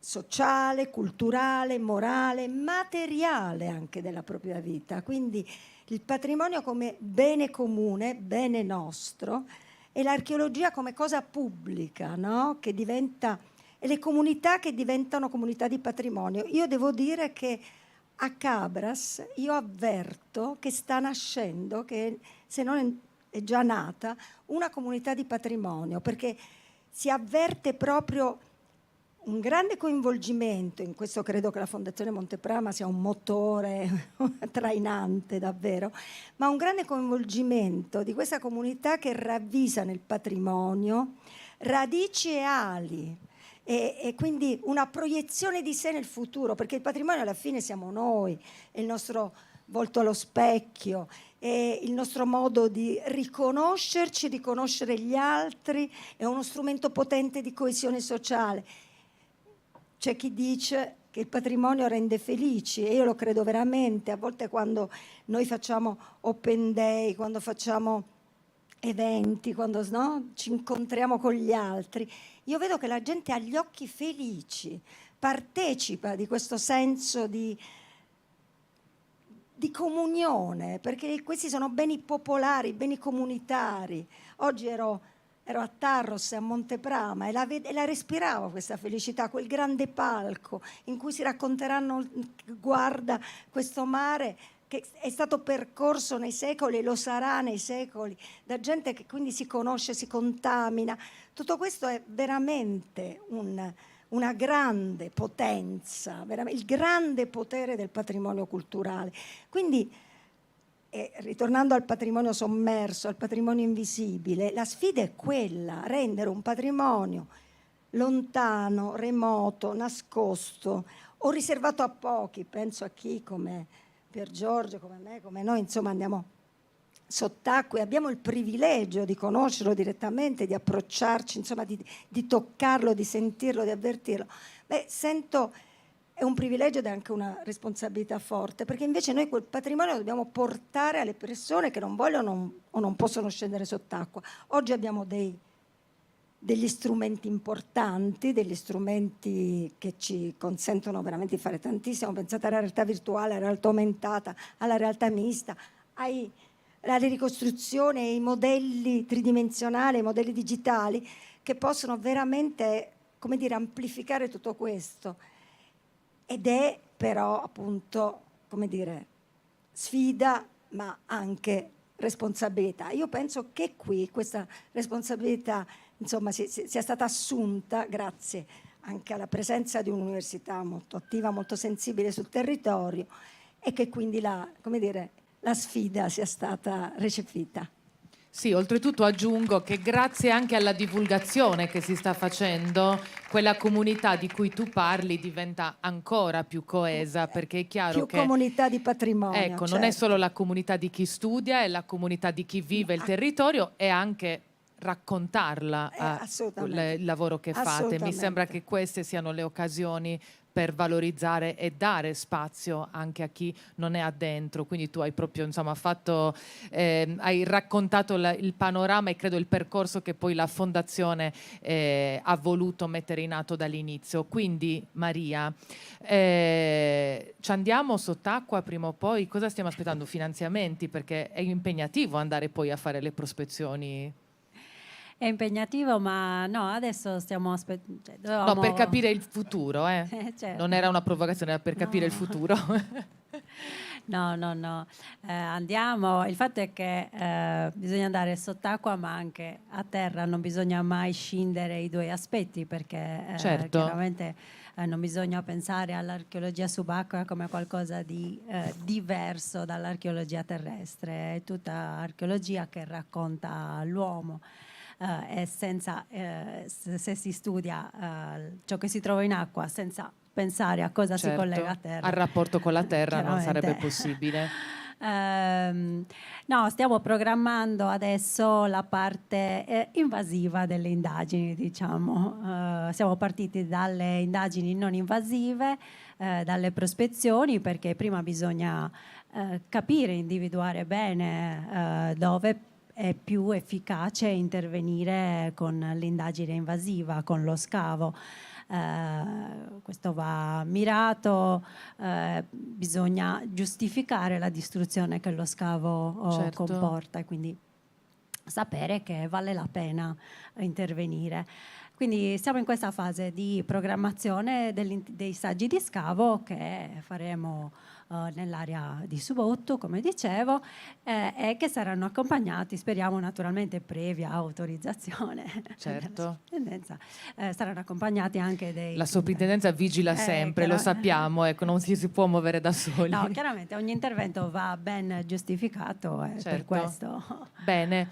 Pier Giorgio, voglio chiudere con te perché comunque la collaborazione collaborazione tra l'Università di Cagliari, l'Università di Sassari, per parlare chiaramente dell'isola, con la Fondazione Monteprama, con l'Università del Salento e con il Politecnico di Torino è un po' devo dire, un grande vantaggio, cioè un bel modo di parlare. Voi avete parlato di comunità, tu ci tieni tanto anche a questo tema, anche la comunità scientifica si deve unire perché questi progetti prendono più forma e arrivano più lontano.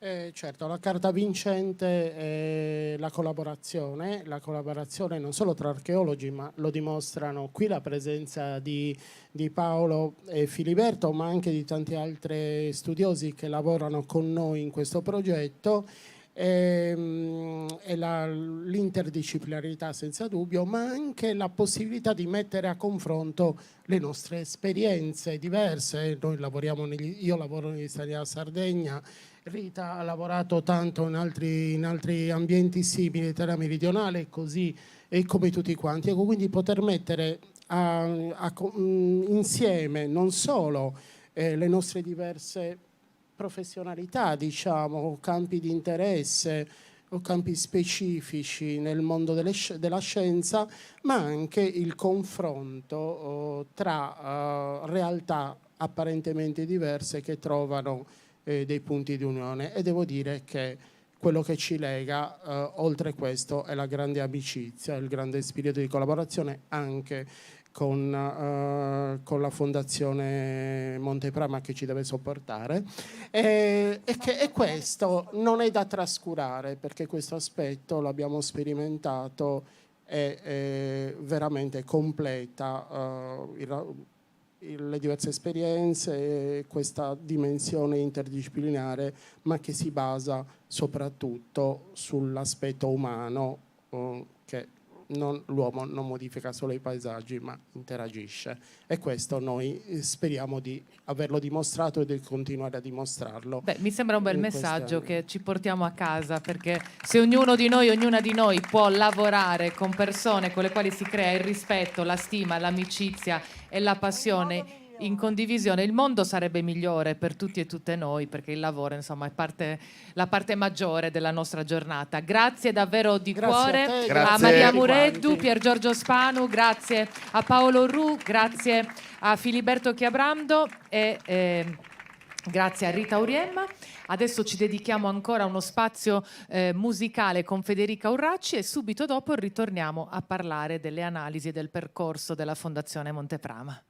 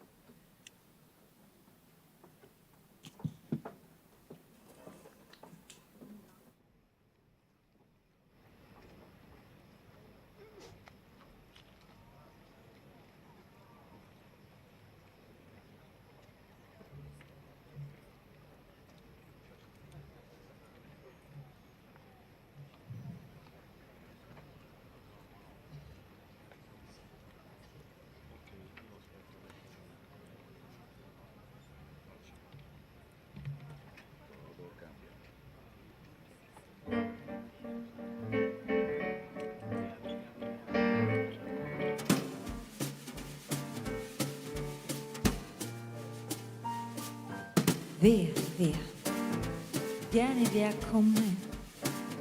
Niente più ti lega a questi luoghi, neanche questi fiori azzurri.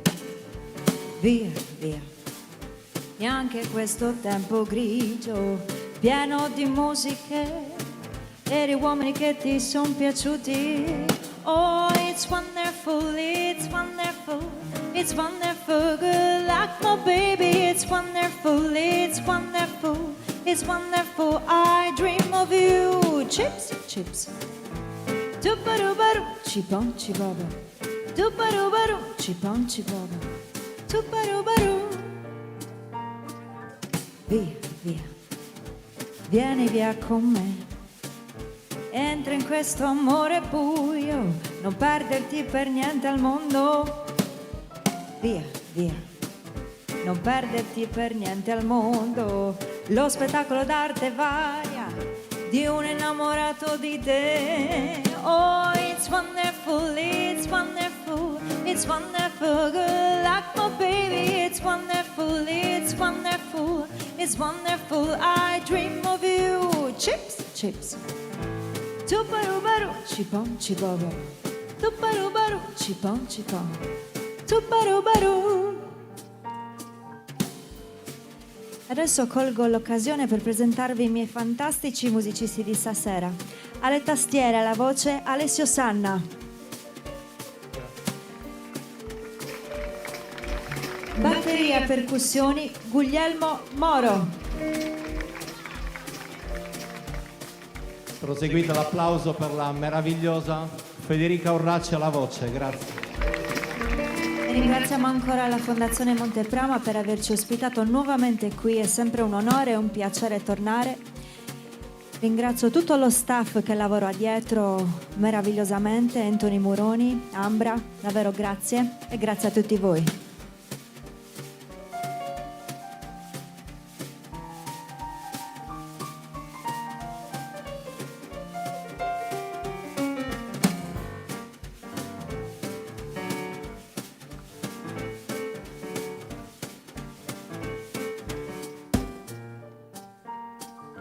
Via, via, vieni via con me, entra in questo amore buio, pieno di uomini. Via, via, entra e fatti un bagno caldo, c'è un accappatoio azzurro, fuori piove un mondo freddo. Oh, it's wonderful, it's wonderful, it's wonderful. Good luck, my baby, it's wonderful, it's wonderful, it's wonderful.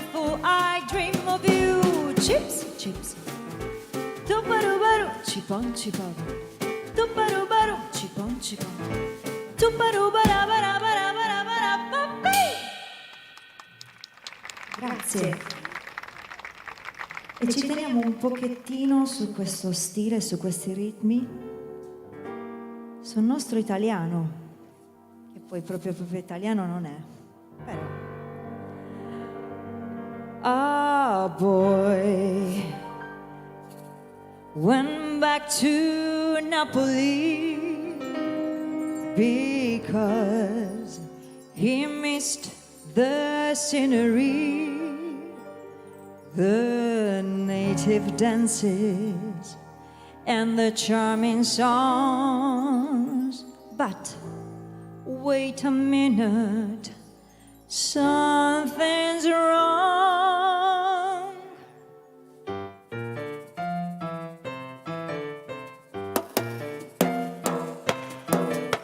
Hey mambo, mambo italiano. Hey mambo, mambo italiano. Go, go, Joe. You mixed a Siciliano, or you calabrese. Do the mambo like you're crazy with a hey mambo. Don't want a tarantella. Hey mambo, no more mozzarella. Hey mambo, mambo italiano. Try an enchilada with the fish bacala. And then a hey compa, I love how you dance a rumba, but take it some advice, paisano. Learn how to mambo. If you're gonna be a square, you're gonna wear a matter. Hey mambo, mambo italiano. Hey mambo, mambo italiano. Go, go, Joe. Shake like a Giovanni. Hello, che si dice? You get happy in the pizza when you're mambo italiano.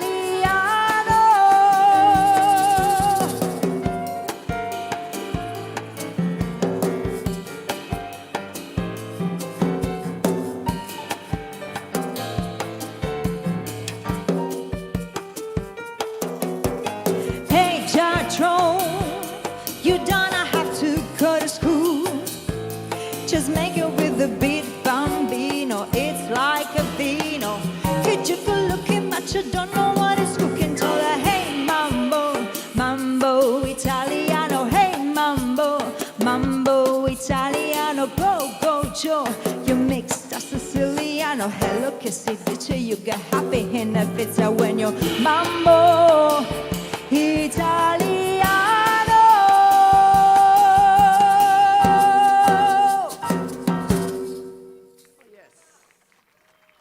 Grazie.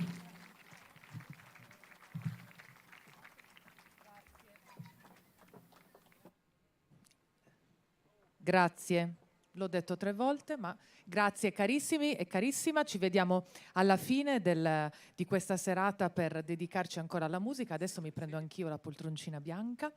E vorrei qui vicino a me Raimondo Zucca e Nicoletta Camedda per questo panel che ci porta al nuraghe Cannevadosu, di cui parlammo lo scorso anno. Mi aveva tanto incuriosito come sarebbero stati avviati e come sarebbe stato questo anno e questo percorso per riportare alla luce, ma adesso ce lo raccontano loro, e insomma di cose ne sono avvenute. Vieni qui vicino, Nicoletta. Momo, benvenuto.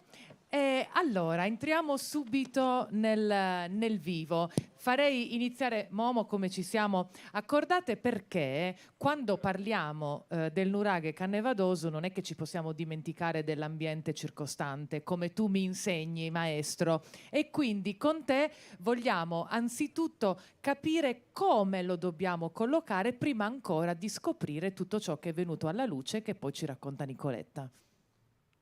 Grazie. Ora dobbiamo parlare di un'area vasta. Quanto vasta? C'è un problema di definizione dei limiti orientali del SINIS. Attualmente noi abbiamo il SINIS tripartito nei territori comunali di San Vero Milis, di Riola e di Cabras.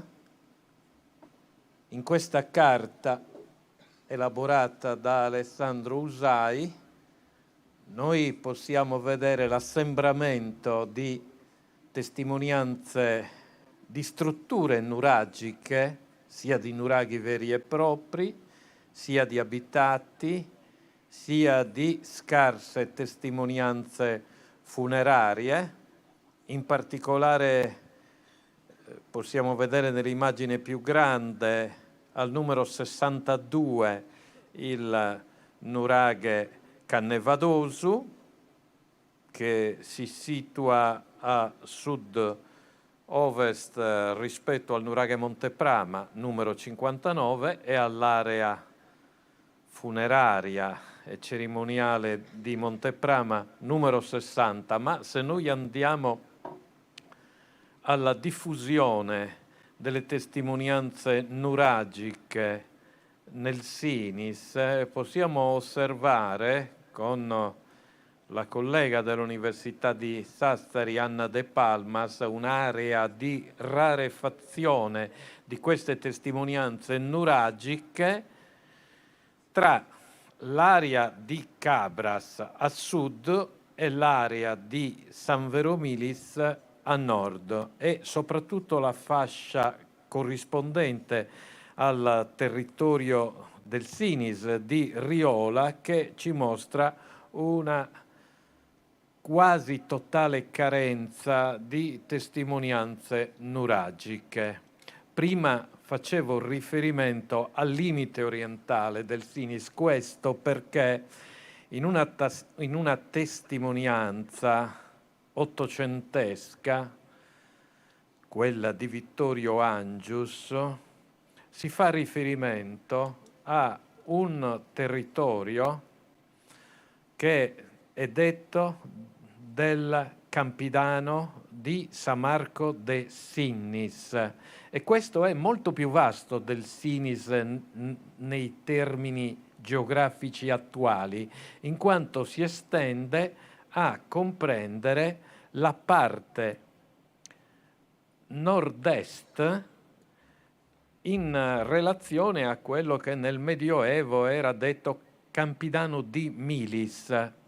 Questo discorso per dire che noi ci troviamo tra il piede occidentale e meridionale del Montiferru e ancora di fronte alla pianura di San Vero Milis distinta dall'area del Sinis, dunque più ad oriente. In questa piana di San Vero noi abbiamo un sito nuragico straordinario, che è il nuraghe Suracchi, che ci presenta una grandiosa cinta esterna turrita di forma decagonale, dunque costituita da 10 torri connesse tra di loro da settori murari.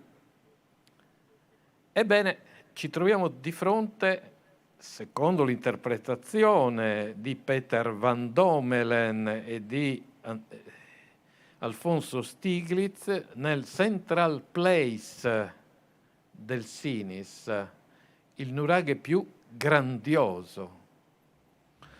Ora, venendo alla situazione del Sinis propriamente detto, dobbiamo osservare che, e questa è una cognizione che è maturata nelle ricerche di Alessandro Usai, non troviamo testimonianze nuragiche arcaiche, risalenti per intenderci al XVII-XVI secolo a.C.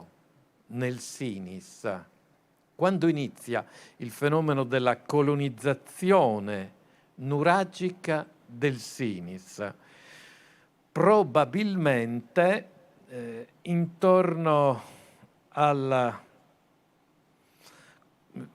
XV secolo, anche se la voga maggiore della cultura nuragica con i suoi monumenti è del XIV secolo avanti Cristo.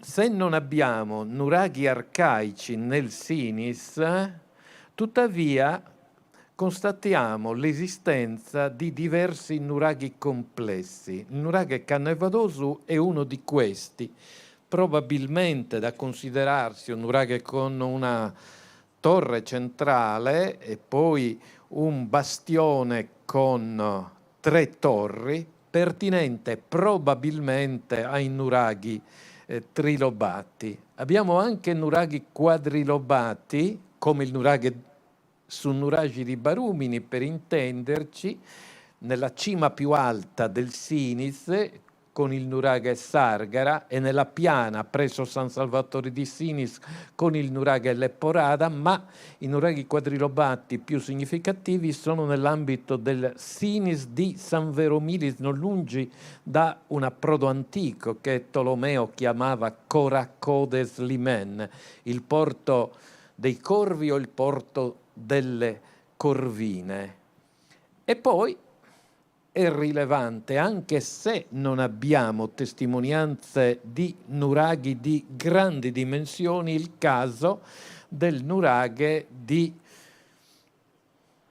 Ecco, qui noi abbiamo una visione del Golfo di Oristano nelle immagini aeree riprese da Francesco Cubeddu con il promontorio di Samarco e di fronte adesso il promontorio della Frasca che chiudono il Golfo di Oristano a occidente. Dicevo che noi abbiamo nell'area di Sumurrumannu, scoperto nel 1973, il nuraghe e il villaggio nuragico di Sumurrumannu. E qui ci troviamo di fronte a un dato preziosissimo, perché non c'è dubbio che questo nuraghe, insieme ad altri come il Casteddu Cumanzia, presoci da un documento spagnolo del 1572 corrispondente all'area della torre di San Giovanni di Sinis, e ancora il nuraghe Baboe Cabizza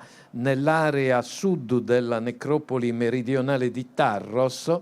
Bene, noi abbiamo un insediamento nuragico rilevantissimo all'estremità sud del Sinis che si doveva confrontare con l'area del portualità antica.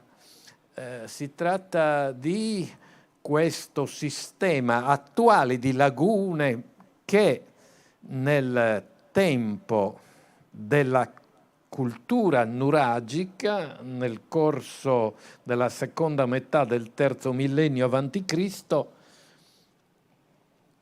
costituiva l'approdo per la comunità nuragica di Tarros. Ebbene, 60 anni fa, quando usciva per i tipi di Fossataro di Cagliari il volumetto Tarros di Gennaro Pesce, l'archeologo che aveva iniziato gli scavi nell'area urbana di Tarros il 18 giugno 56, 70 anni fa, noi troviamo un riferimento alla possibilità che in questo approdo interno, perché la laguna di Mistras era una area di insenatura protetta dai rilievi a occidente dal maestrale, dicevo dunque che Gennaro Pesce aveva immaginato che i Micenei potessero essere giunti fino a Tarros.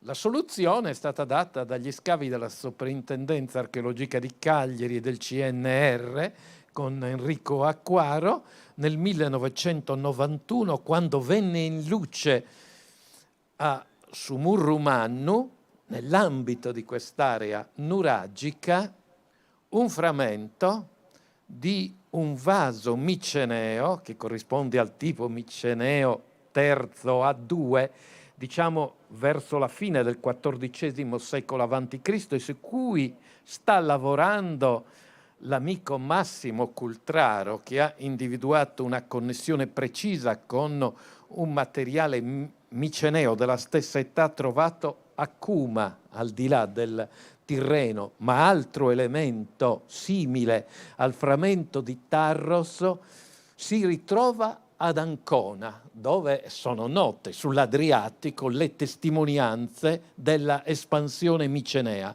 Questo è un dato importante, perché noi ci ritroviamo di fronte a un complesso nuragico ben articolato che a un certo punto, nel XIV secolo, entra in contatto con le popolazioni micenee, così come i nuragici di Nora, in particolare quelli de Saguardi e Smongias, nell'entroterra immediato di Nora, entrarono in contatto nello stesso Miceneo terzo A2 con i Micenei. Allora questa è una pagina di navigazione dall'estremo oriente e poi dal Mediterraneo centrale fino alla Sardegna. È anche un dato prezioso perché i Micenei interessarono i 4 lati dell'isola di Sardegna. Si è rinvenuta testimonianza del commercio miceneo anche nell'isola della Maddalena, come si è ritrovata all'interno del Flumendosa, quindi con un approdo sulla costa tirrenica nel nuraghe a Rubiu di Orroli. Perciò pensiamo alla civiltà nuragica nel Sinis inserita nel quadro dei rapporti mediterranei. A quelli micenei seguirono quelli ciprioti, in un tempo in cui non era ancora maturata la presenza dei Fenici nel Sinis. E queste sono pagine innovative per la ricerca del domani. Grazie Raimondo Zucca, direttore scientifico di questo scavo, e invece Nicoletta Camedda, come sapete, invece direttrice dello scavo della Fondazione Monteprama. Allora, l'anno scorso avevamo iniziato a immaginare cosa sarebbe successo in questo anno di lavoro. Iniziamo dalla pulizia di questo spazio, perché davvero è stata la prima impresa importante a cui che dobbiamo raccontare, perché cosa c'era? Buonasera a tutti innanzitutto. Allora, sì, ci siamo lasciate con un nuraghe che era circondato da vegetazione. Questa era la situazione che noi abbiamo trovato quando abbiamo iniziato le nostre ricerche, esattamente questa. Come potete vedere, a malapena riuscivamo a distinguere quelle che erano le pietre appartenenti a questa struttura. È vero che dall'immagine aerea riuscivamo a vedere un nuraghe trilobato, come ha detto il professor Zucca, già individuato anche negli scavi precedenti, però ovviamente non conoscevamo gli altri aspetti. Dunque il primo grande lavoro è stato proprio quello di rimuovere tutta questa vegetazione. È stato ovviamente un compito lungo, è stata anche ovviamente un'attività che è stata supportata dalla forestale con tutte quelle che sono il rispetto della legge, ovviamente. Sì, diciamo merito. che voi non è che vi potete muovere in libertà, ecco, questo Assolutamente l'abbiamo no. capito molto bene. Assolutamente, c'è il discorso la tutela, la forestale, ovviamente ci sono tutta una serie di norme da rispettare Certo. quando si fanno questo tipo di lavori, però la forestale insomma ha constatato che era possibile anche rimuovere le palme che erano presenti nell'area anche per tutelare il bene stesso, e lì allora abbiamo appunto proceduto. Qui vedete le immagini di quello che abbiamo ritrovato ora. È stata non una sorpresa, perché ripeto, più o meno la struttura la conoscevamo già. È vero che quando noi siamo partiti con l'istanza avevamo in mente un tipo di percorso. Questo percorso era dettato dal fatto che noi non conoscessimo effettivamente lo stato di conservazione della struttura, così come il crollo, che sono tutti quei blocchi, quelle pietre che vedete intorno al nuraghe stesso. Quando abbiamo rimosso la vegetazione ci siamo accorti che oltre ai blocchi del nuraghe c'erano ovviamente accatastati intorno alla struttura tantissimi blocchi che provenivano dallo spietramento dei terreni circostanti. Dunque la seconda operazione è stata quella: cerchiamo di rimuovere i blocchi dello spietramento, che tendenzialmente si individuano anche perché sono in materiale differente rispetto a quelli del nuraghe, perché è arenaria e invece nel nuraghe troviamo per lo più il basalto. E una volta rimossi questi blocchi ci siamo ritrovati a riuscire a mettere in evidenza per lo più materiali di crollo del nuraghe, ma non solo, probabilmente potrebbero provenire anche da altre strutture che si trovano nell'area circostante. E siamo riusciti anche in realtà a capire che in una parte del nuraghe stesso c'è stata un'apertura proprio della struttura e un crollo importante che individuiamo per lo più nella zona a sud-est, dunque quando si guarda la struttura sulla destra. Nell'istanza, nella concessione, avevamo anche la possibilità di intervenire con uno scavo. Si è spento, vabbè. Con uno scavo, e questo scavo era stato il stagio di scavo. Noi avevamo pensato di farlo proprio tra il nuraghe e la strada. Questo perché, l'abbiamo già spiegato l'anno scorso, c'erano stati diversi interventi, per lo più scavi di emergenza, che avevano restituito delle strutture o comunque dei muri che potevano appartenere a delle strutture. Abbiamo deciso in realtà in corso d'opera di non andare direttamente a intervenire in uno spazio, ma di fare quello che è chiamato lo scotico, dunque di rimuovere lo strato agricolo che caratterizzava quest'area per cercare di capire dove approfondire poi le ricerche. Anche un po' per andare a concentrare la ricerca in uno spazio ben definito. Qua vedete davanti al nuraghe tutta l'area che è stata interessata appunto da questa attività, che ha visto proprio la rimozione di più o meno 30 centimetri di terra. Ci siamo accorti che lo strato agricolo è molto profondo in quest'area e che nella zona che in questa immagine vediamo a destra in realtà prosegue. Dunque non siamo riusciti a rimuoverlo tutto. Cambia la terra, ma si tratta ancora di strato agricolo. Mentre nella parte più a sinistra, non so se riuscite a distinguerlo nella parte evidenziata, sono emersi alcuni blocchi. È difficile definire di cosa si tratta. Ci troviamo ancora in uno strato superficiale, l'archeologia è un lavoro molto lungo. Considerate che noi abbiamo iniziato a novembre e abbiamo terminato qualche giorno fa, perché abbiamo terminato il 15, dunque è stata una campagna di scavo molto intensa e molto impegnativa. E vediamo alcuni di questi blocchi che sembrano allineati, dunque non possiamo escludere completamente che si tratti di una struttura. È vero che però non riconosciamo una tecnica edilizia. C'è un problema: noi vediamo sopra il terreno anche dei solchi di scavo di aratro molto profondi. Questo può voler dire due cose: o quei blocchi sono arrivati lì con i lavori agricoli e a un certo punto hanno in qualche modo trovato un ostacolo, una condizione che li ha fatti fermare in questo punto e con questa distribuzione, oppure l'aratro ha rimosso quelle che sono le creste, dunque le parti superficiali dei muri, e noi in questo momento ancora non distinguiamo delle strutture murarie. Ma adesso proseguirete questo lavoro? Ovviamente l'obiettivo è quello di proseguire. Noi abbiamo 3 anni, cioè la concessione di 3 anni. È una concessione di 3 anni. Vero è che abbiamo concentrato tutte le lavorazioni che potevamo fare in questi 3 anni in tutto questo periodo. Dunque, anziché scavare per 2 mesi e interrompere, abbiamo preferito proseguire. Quindi adesso lo scavo è concluso o potrà continuare? Potrà continuare. In questo momento è chiuso in questo momento, c'è sì, poi sì. in realtà un'attività di pianificazione, perché noi siamo partiti con un'idea, come abbiamo detto, ma quello che abbiamo visto ora è una situazione che avevamo immaginato ma che in realtà va valutata. Va valutata perché potremo proseguire nell'area del saggio e dunque approfondire questa condizione che è curiosa e merita un approfondimento, però questo cosa succede? Se noi decidiamo di fare questo, lasciamo sempre il Montarozzo attorno al nuraghe e siccome abbiamo visto che il nuraghe ha un buono stato di conservazione, quasi non possiamo definirlo ottimo perché ovviamente non lo vediamo completamente, ma dalla pulizia della torre centrale abbiamo visto che c'è un'altezza dalla cresta che noi abbiamo al crollo che io penso che sia orientativamente di quasi 3 metri. Dove c'è il crollo, in corrispondenza del crollo sulla destra vediamo un'apertura. Questo vuol dire che sotto la torre si conserva ancora. Dunque, quindi io da profana vorrei andare ancora più a fondo. Scavare un nuraghe è complicato perché richiede delle figure specifiche, richiede delle condizioni differenti, però ciò non toglie che magari possiamo in realtà approfondire lo spazio esterno e dunque rimuovere magari il crollo che pazientemente è sempre messo su rilievo e ogni pietra che viene rimossa viene disegnata e proseguire magari anche in quello che è l'esterno. Insomma, c'è la lunga attività di pianificazione che è quella che poi ci porterà a proseguire i lavori.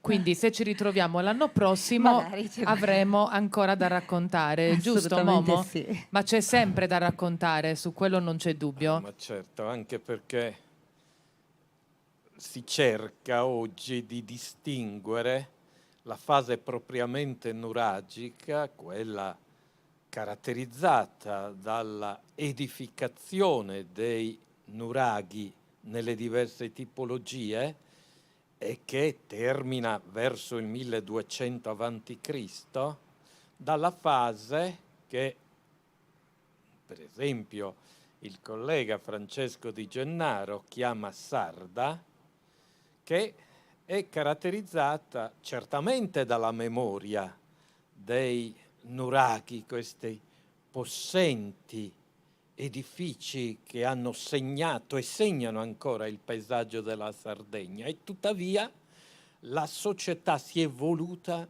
in forme diverse. Perché questo discorso a proposito di Monteprama? Perché le ricerche hanno già evidenziato delle testimonianze significative delle fasi del bronzo finale e della prima età del ferro tra 1200 e 800 a.C., in particolare la presenza di modelli di nuraghe, non tanto il modello di nuraghe detto di Cannevadosu, che verosimilmente fa parte del patrimonio scultoreo di Monteprama, quanto un modello di nuraghe in arenaria piuttosto semplice, un monotorre, trovato nel 1979, e un altro modello di nuraghe che l'archeologa direttrice del museo di San Vero Milis, Barbara Panico, ha scoperto presso il nuraghe Cannevadosu. Allora, ci troviamo di fronte a delle testimonianze probabilmente legate al valore cerimoniale di questi modelli di nuraghe, che spesso troviamo in contesti cultuali.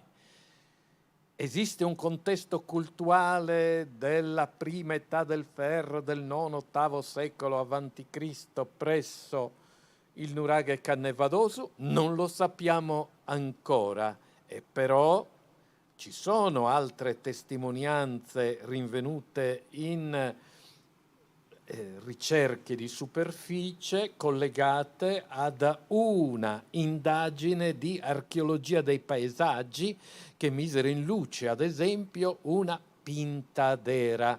Le pintadere sono questi dischi di terracotta dotati di un'impugnatura con dei decori particolari nella parte che serviva ad essere impressa verosimilmente su dei pani o su dei dolci.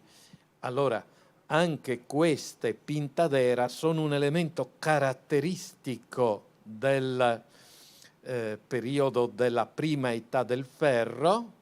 Si trova a Cannevadosu un esemplare, si sono trovati anche a Monteprama, si sono trovati a Tarros nella fase, diremo, della prima età del ferro dei Sardi a Tarros. Quindi anche il nuraghe Cannevadosu potrà dare risposte non solo sulle prime fasi evidentemente nuragiche, strutturali, ma anche delle fasi dell'uso dell'area nella prima età del ferro. Grazie, grazie a Raimondo Zucca che ritroviamo domani sera, grazie di essere stato con noi, come sempre è un piacere ascoltarti, grazie. Nicoletta, tu rimani con me perché chiamo qui vicino a noi Paola De Rudas, archeologa dell'Università di Lund in Svezia, con la quale apriamo invece l'ultimo panel con l'ipogeo di San Salvatore, una nuova lettura, nuove acquisizioni dopo i nuovi rilievi. Benvenuta Paola. Allora, Nicoletta, vogliamo intanto raccontare che nella mission della Fondazione Monteprama c'è la valorizzazione di questi luoghi e proprio l'ipogeo di San Salvatore in realtà, per la sua conformazione, per quello che rappresenta, lo consideriamo un luogo più nascosto, meno conosciuto e a volte difficile da raccontare, soprattutto per chi non potrà mai visitarlo. E dunque è molto interessante il lavoro che voi fate, non solo per conoscerlo, indagarlo e capirlo meglio, ma anche per restituirlo a tutte e a tutti. Perché e come? Allora, come hai detto tu, appunto l'ipogeo è, come dice la parola stessa, un luogo sotterraneo. Il motivo è, dunque, questo crea ovviamente dei limiti nella fruizione, perché per tutelare il bene stesso ci sono dei limiti negli ingressi, nei tempi di permanenza, ma non solo. È facile fare una mostra magari di oggetti ritrovati in siti, anche in altre sedi. Con l'ipogeo questo non si può fare.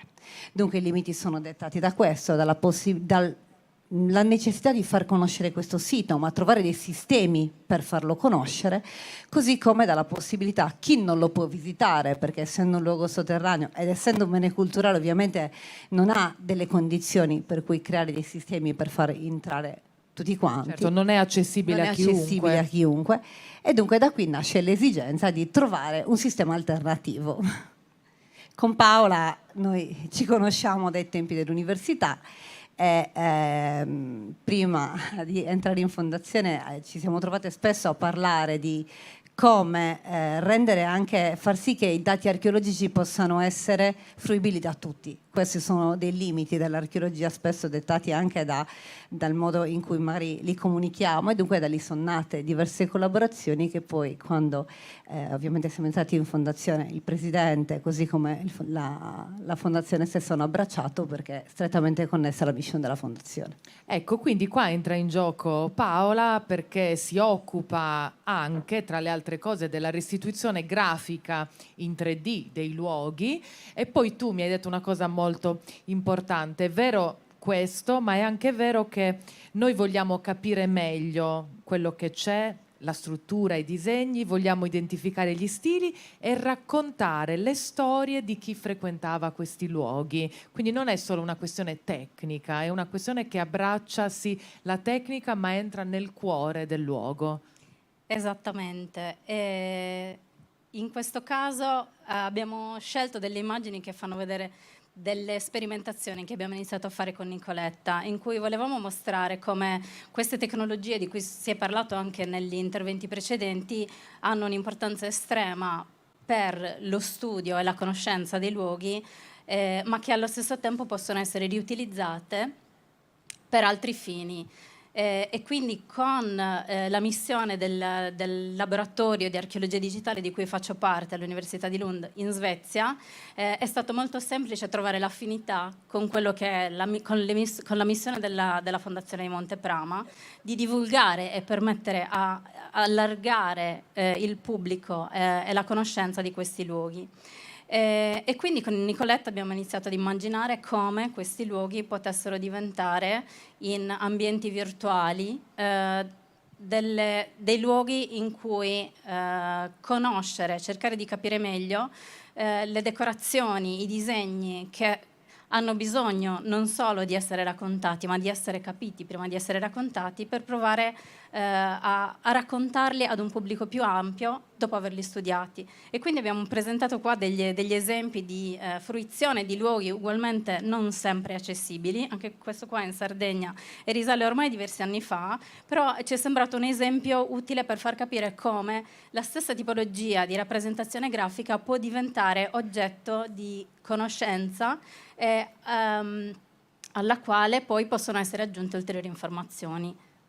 Questo mi sembra molto interessante perché ci collega anche ai discorsi fatti prima di quanto sia importante anche nella mission della Fondazione la divulgazione. Assolutamente. Perché è inutile che noi ci pregiamo di avere grandi luoghi, lo sappiamo io, te, il Presidente e 4 altre persone, ma poi non siamo in grado di divulgare la storia, la cultura. Esatto, ricerca e divulgazione sono strettamente connesse, però la divulgazione è fondamentale. Ci siamo trovati a parlare di questo argomento anche l'anno scorso. L'obiettivo dell'archeologia, e noi come archeologi abbiamo il dovere di restituire alla società quello che noi studiamo, ma dobbiamo trovare i modi per poterlo fare. Dunque un sistema di questo tipo potrebbe essere sia un sistema di raccolta dei dati, dunque consente ovviamente di proseguire quello che è lo studio, perché ovviamente ci consente di proseguire la ricerca, allo stesso tempo però ci consente di offrire alle persone la possibilità di conoscere questo bene, di esplorarlo attraverso una visita virtuale, ma anche con degli approfondimenti che consentono di raccontare le storie che hanno caratterizzato questo posto, che è ricco di immagini. Dunque quando si percorrono le stanze dell'ipogeo non si può che immaginare le storie di chi ha voluto lasciare lì un segno del proprio passaggio, e dunque questo è il sistema migliore. Ecco, giusto per chiudere, Paola, non entriamo proprio nello specifico perché anche tu sei un po' complicata nelle cose che fai, quindi ecco, non è che proprio ti capiamo benissimo, ma ci puoi almeno far capire in che modo questi rilievi vengono fatti, cioè che mezzi utilizzate? Allora, nello specifico le immagini che abbiamo proposto con Nicoletta permettono, attraverso la realizzazione di immagini fotografiche che sono realizzate con una sovrapposizione più o meno del 50%, permettono di ricostruire, di ottenere una nuvola di punti che restituisce la geometria dell'oggetto. Quindi noi attraverso queste tecniche, non solo queste, possiamo ricostruire una geometria dell'ipogeo di alta risoluzione che non solo permette di ottenere delle misure, ma anche poi di avere una restituzione grafica che è più realistica possibile. Ed è grazie proprio a queste tecnologie e a queste risoluzioni che tutto quello che diceva anche Nicoletta può essere reso possibile. Quindi questi strumenti hanno un'importanza enorme dal punto di vista della ricerca, permettono di, che ne so, nel caso dell'ipogeo per esempio, di capire, di studiare meglio lo stato di conservazione, di pianificare eventuali ulteriori attività di diagnostica e di collegarle spazialmente al monumento, ma anche di pensare a nuove forme di divulgazione di queste conoscenze, la costruzione di storie, come negli esempi che vi abbiamo mostrato, e quindi le possibilità, diciamo, da questo punto di vista sono quasi infinite. Ecco, vorrei sottolineare che questa collaborazione della Fondazione con l'Università di Lund non è di poco conto, perché l'università dove tu lavori è classificata oramai da decenni tra le prime 100 a livello mondiale, quindi quello che fate è molto importante. Il fatto che possiate collaborare insieme significa davvero avere dei mezzi i più avanzati e anche in questo caso una ricercatrice di altissimo livello. Quindi il lavoro prosegue. Il lavoro è appena all'inizio. È appena all'inizio, quindi prosegue. No, allora, abbiamo di recente presentato un'istanza, c'è un'istanza di concessione per ricerche non invasive. Dunque è un lavoro che ci permette, appunto, come abbiamo detto, di proseguire la ricerca, ma di far sì che questi dati poi diventino ovviamente all'interno della fruizione. Questa convenzione, questo lavoro comprenderà ovviamente l'Università di Lund, l'Università Bicocca, il CNR dell'Università di Milano, la Bicocca, comprenderà altri studiosi e ci consentirà appunto di avviare questo importante processo che speriamo di potervi presentare a breve. Quindi abbiamo già sempre un altro argomento per l'anno prossimo, quindi noi ci diamo questi appuntamenti a cui non possiamo mancare. Certo. Bene, allora grazie a Nicoletta Camedda, grazie a Paola De Rudas, grazie per il vostro lavoro, ma anche per la passione che mostrate, perché sapete raccontare, vi si illuminano gli occhi quando raccontate quello che fate, quindi mi verrebbe voglia di fare anche questo, ma è meglio di no, perché mi ci manca solo l'archeologia, insomma. Se vuoi unirti al gruppo? A vedere, a guardare però, anzi aspetto bene la restituzione 3D così me la guardo da casa. Grazie mille a te, davvero. grazie mille, Richiamo qui Federica Urracci e i musicisti che la accompagnano. Vi chiedo di rimanere ancora per questo momento finale dedicato alla musica, quindi un applauso a Federica Urracci, Alessio Sanna e Guglielmo Moro che chiudono questo terzo appuntamento del Festival dell'Archeologia 2006. L'appuntamento è per domani, dove racconteremo le mostre della Fondazione, dalla riunione della statuaria alla mostra che inaugurerà il 18 luglio, Tirrenos e Sardos, alla mostra di Tarros che c'è ad Oristano, e faremo così un viaggio tra le mostre che quest'anno la Fondazione ha seguito, patrocinato e insomma dedicato ai tanti visitatori e alle tante visitatrici. Grazie della vostra presenza e buona musica e a domani.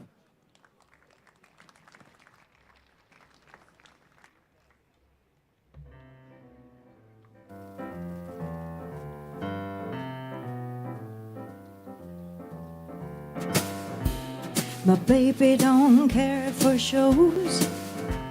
My baby don't care for clothes. My baby just cares for me. My baby don't care for cars and races. My baby don't care for heights and places. Liz Teller is not his style, and even Liberace's smile is something I can see. My baby don't care who knows this. My baby just cares for me.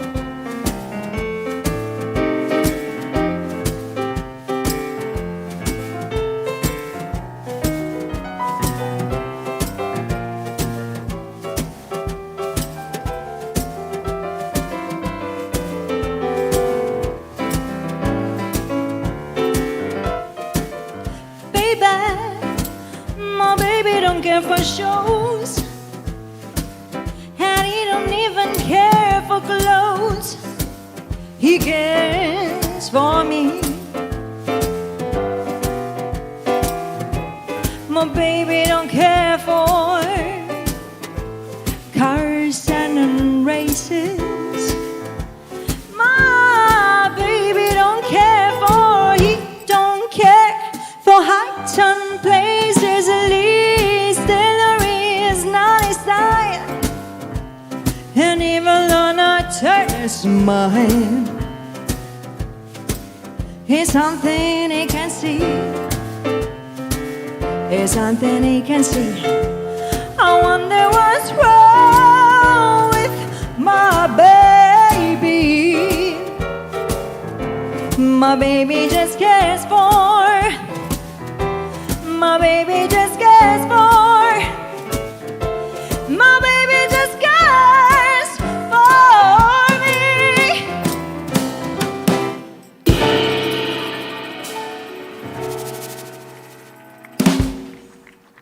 Grazie. Concludiamo con un altro classico, Route 66.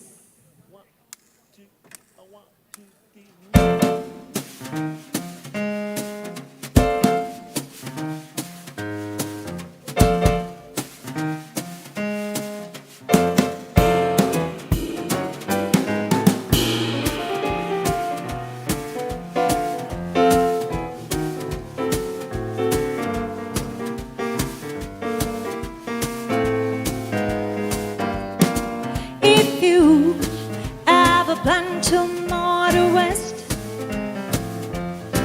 driving my way, take the highways that's the best. Get your kicks on Route 66. It winds from Chicago to LA, more than 2,000 miles all the way. Get your kicks on Route 66. Now you go through St. Louis and Joplin, Missouri, and Oklahoma City is mighty pretty. Yeah, you see Amarillo, Garland, New Mexico, Flagstaff, Arizona. Don't forget Winona, Kingman, Boston, San Bernardino. Won't you gotta heed to this calmly tea when you made that California trip. Get your kicks on Route 66.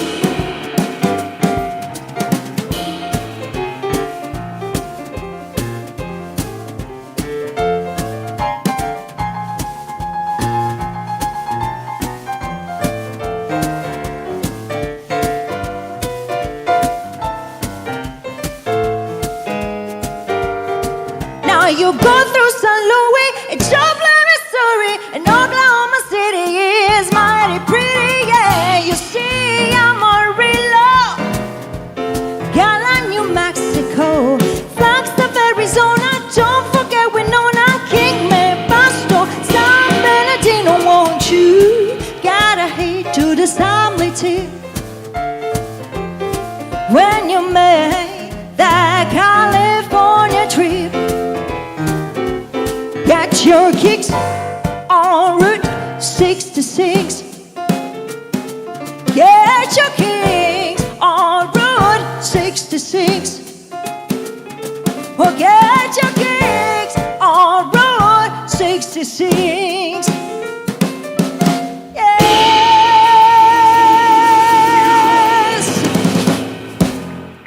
Grazie, buonanotte.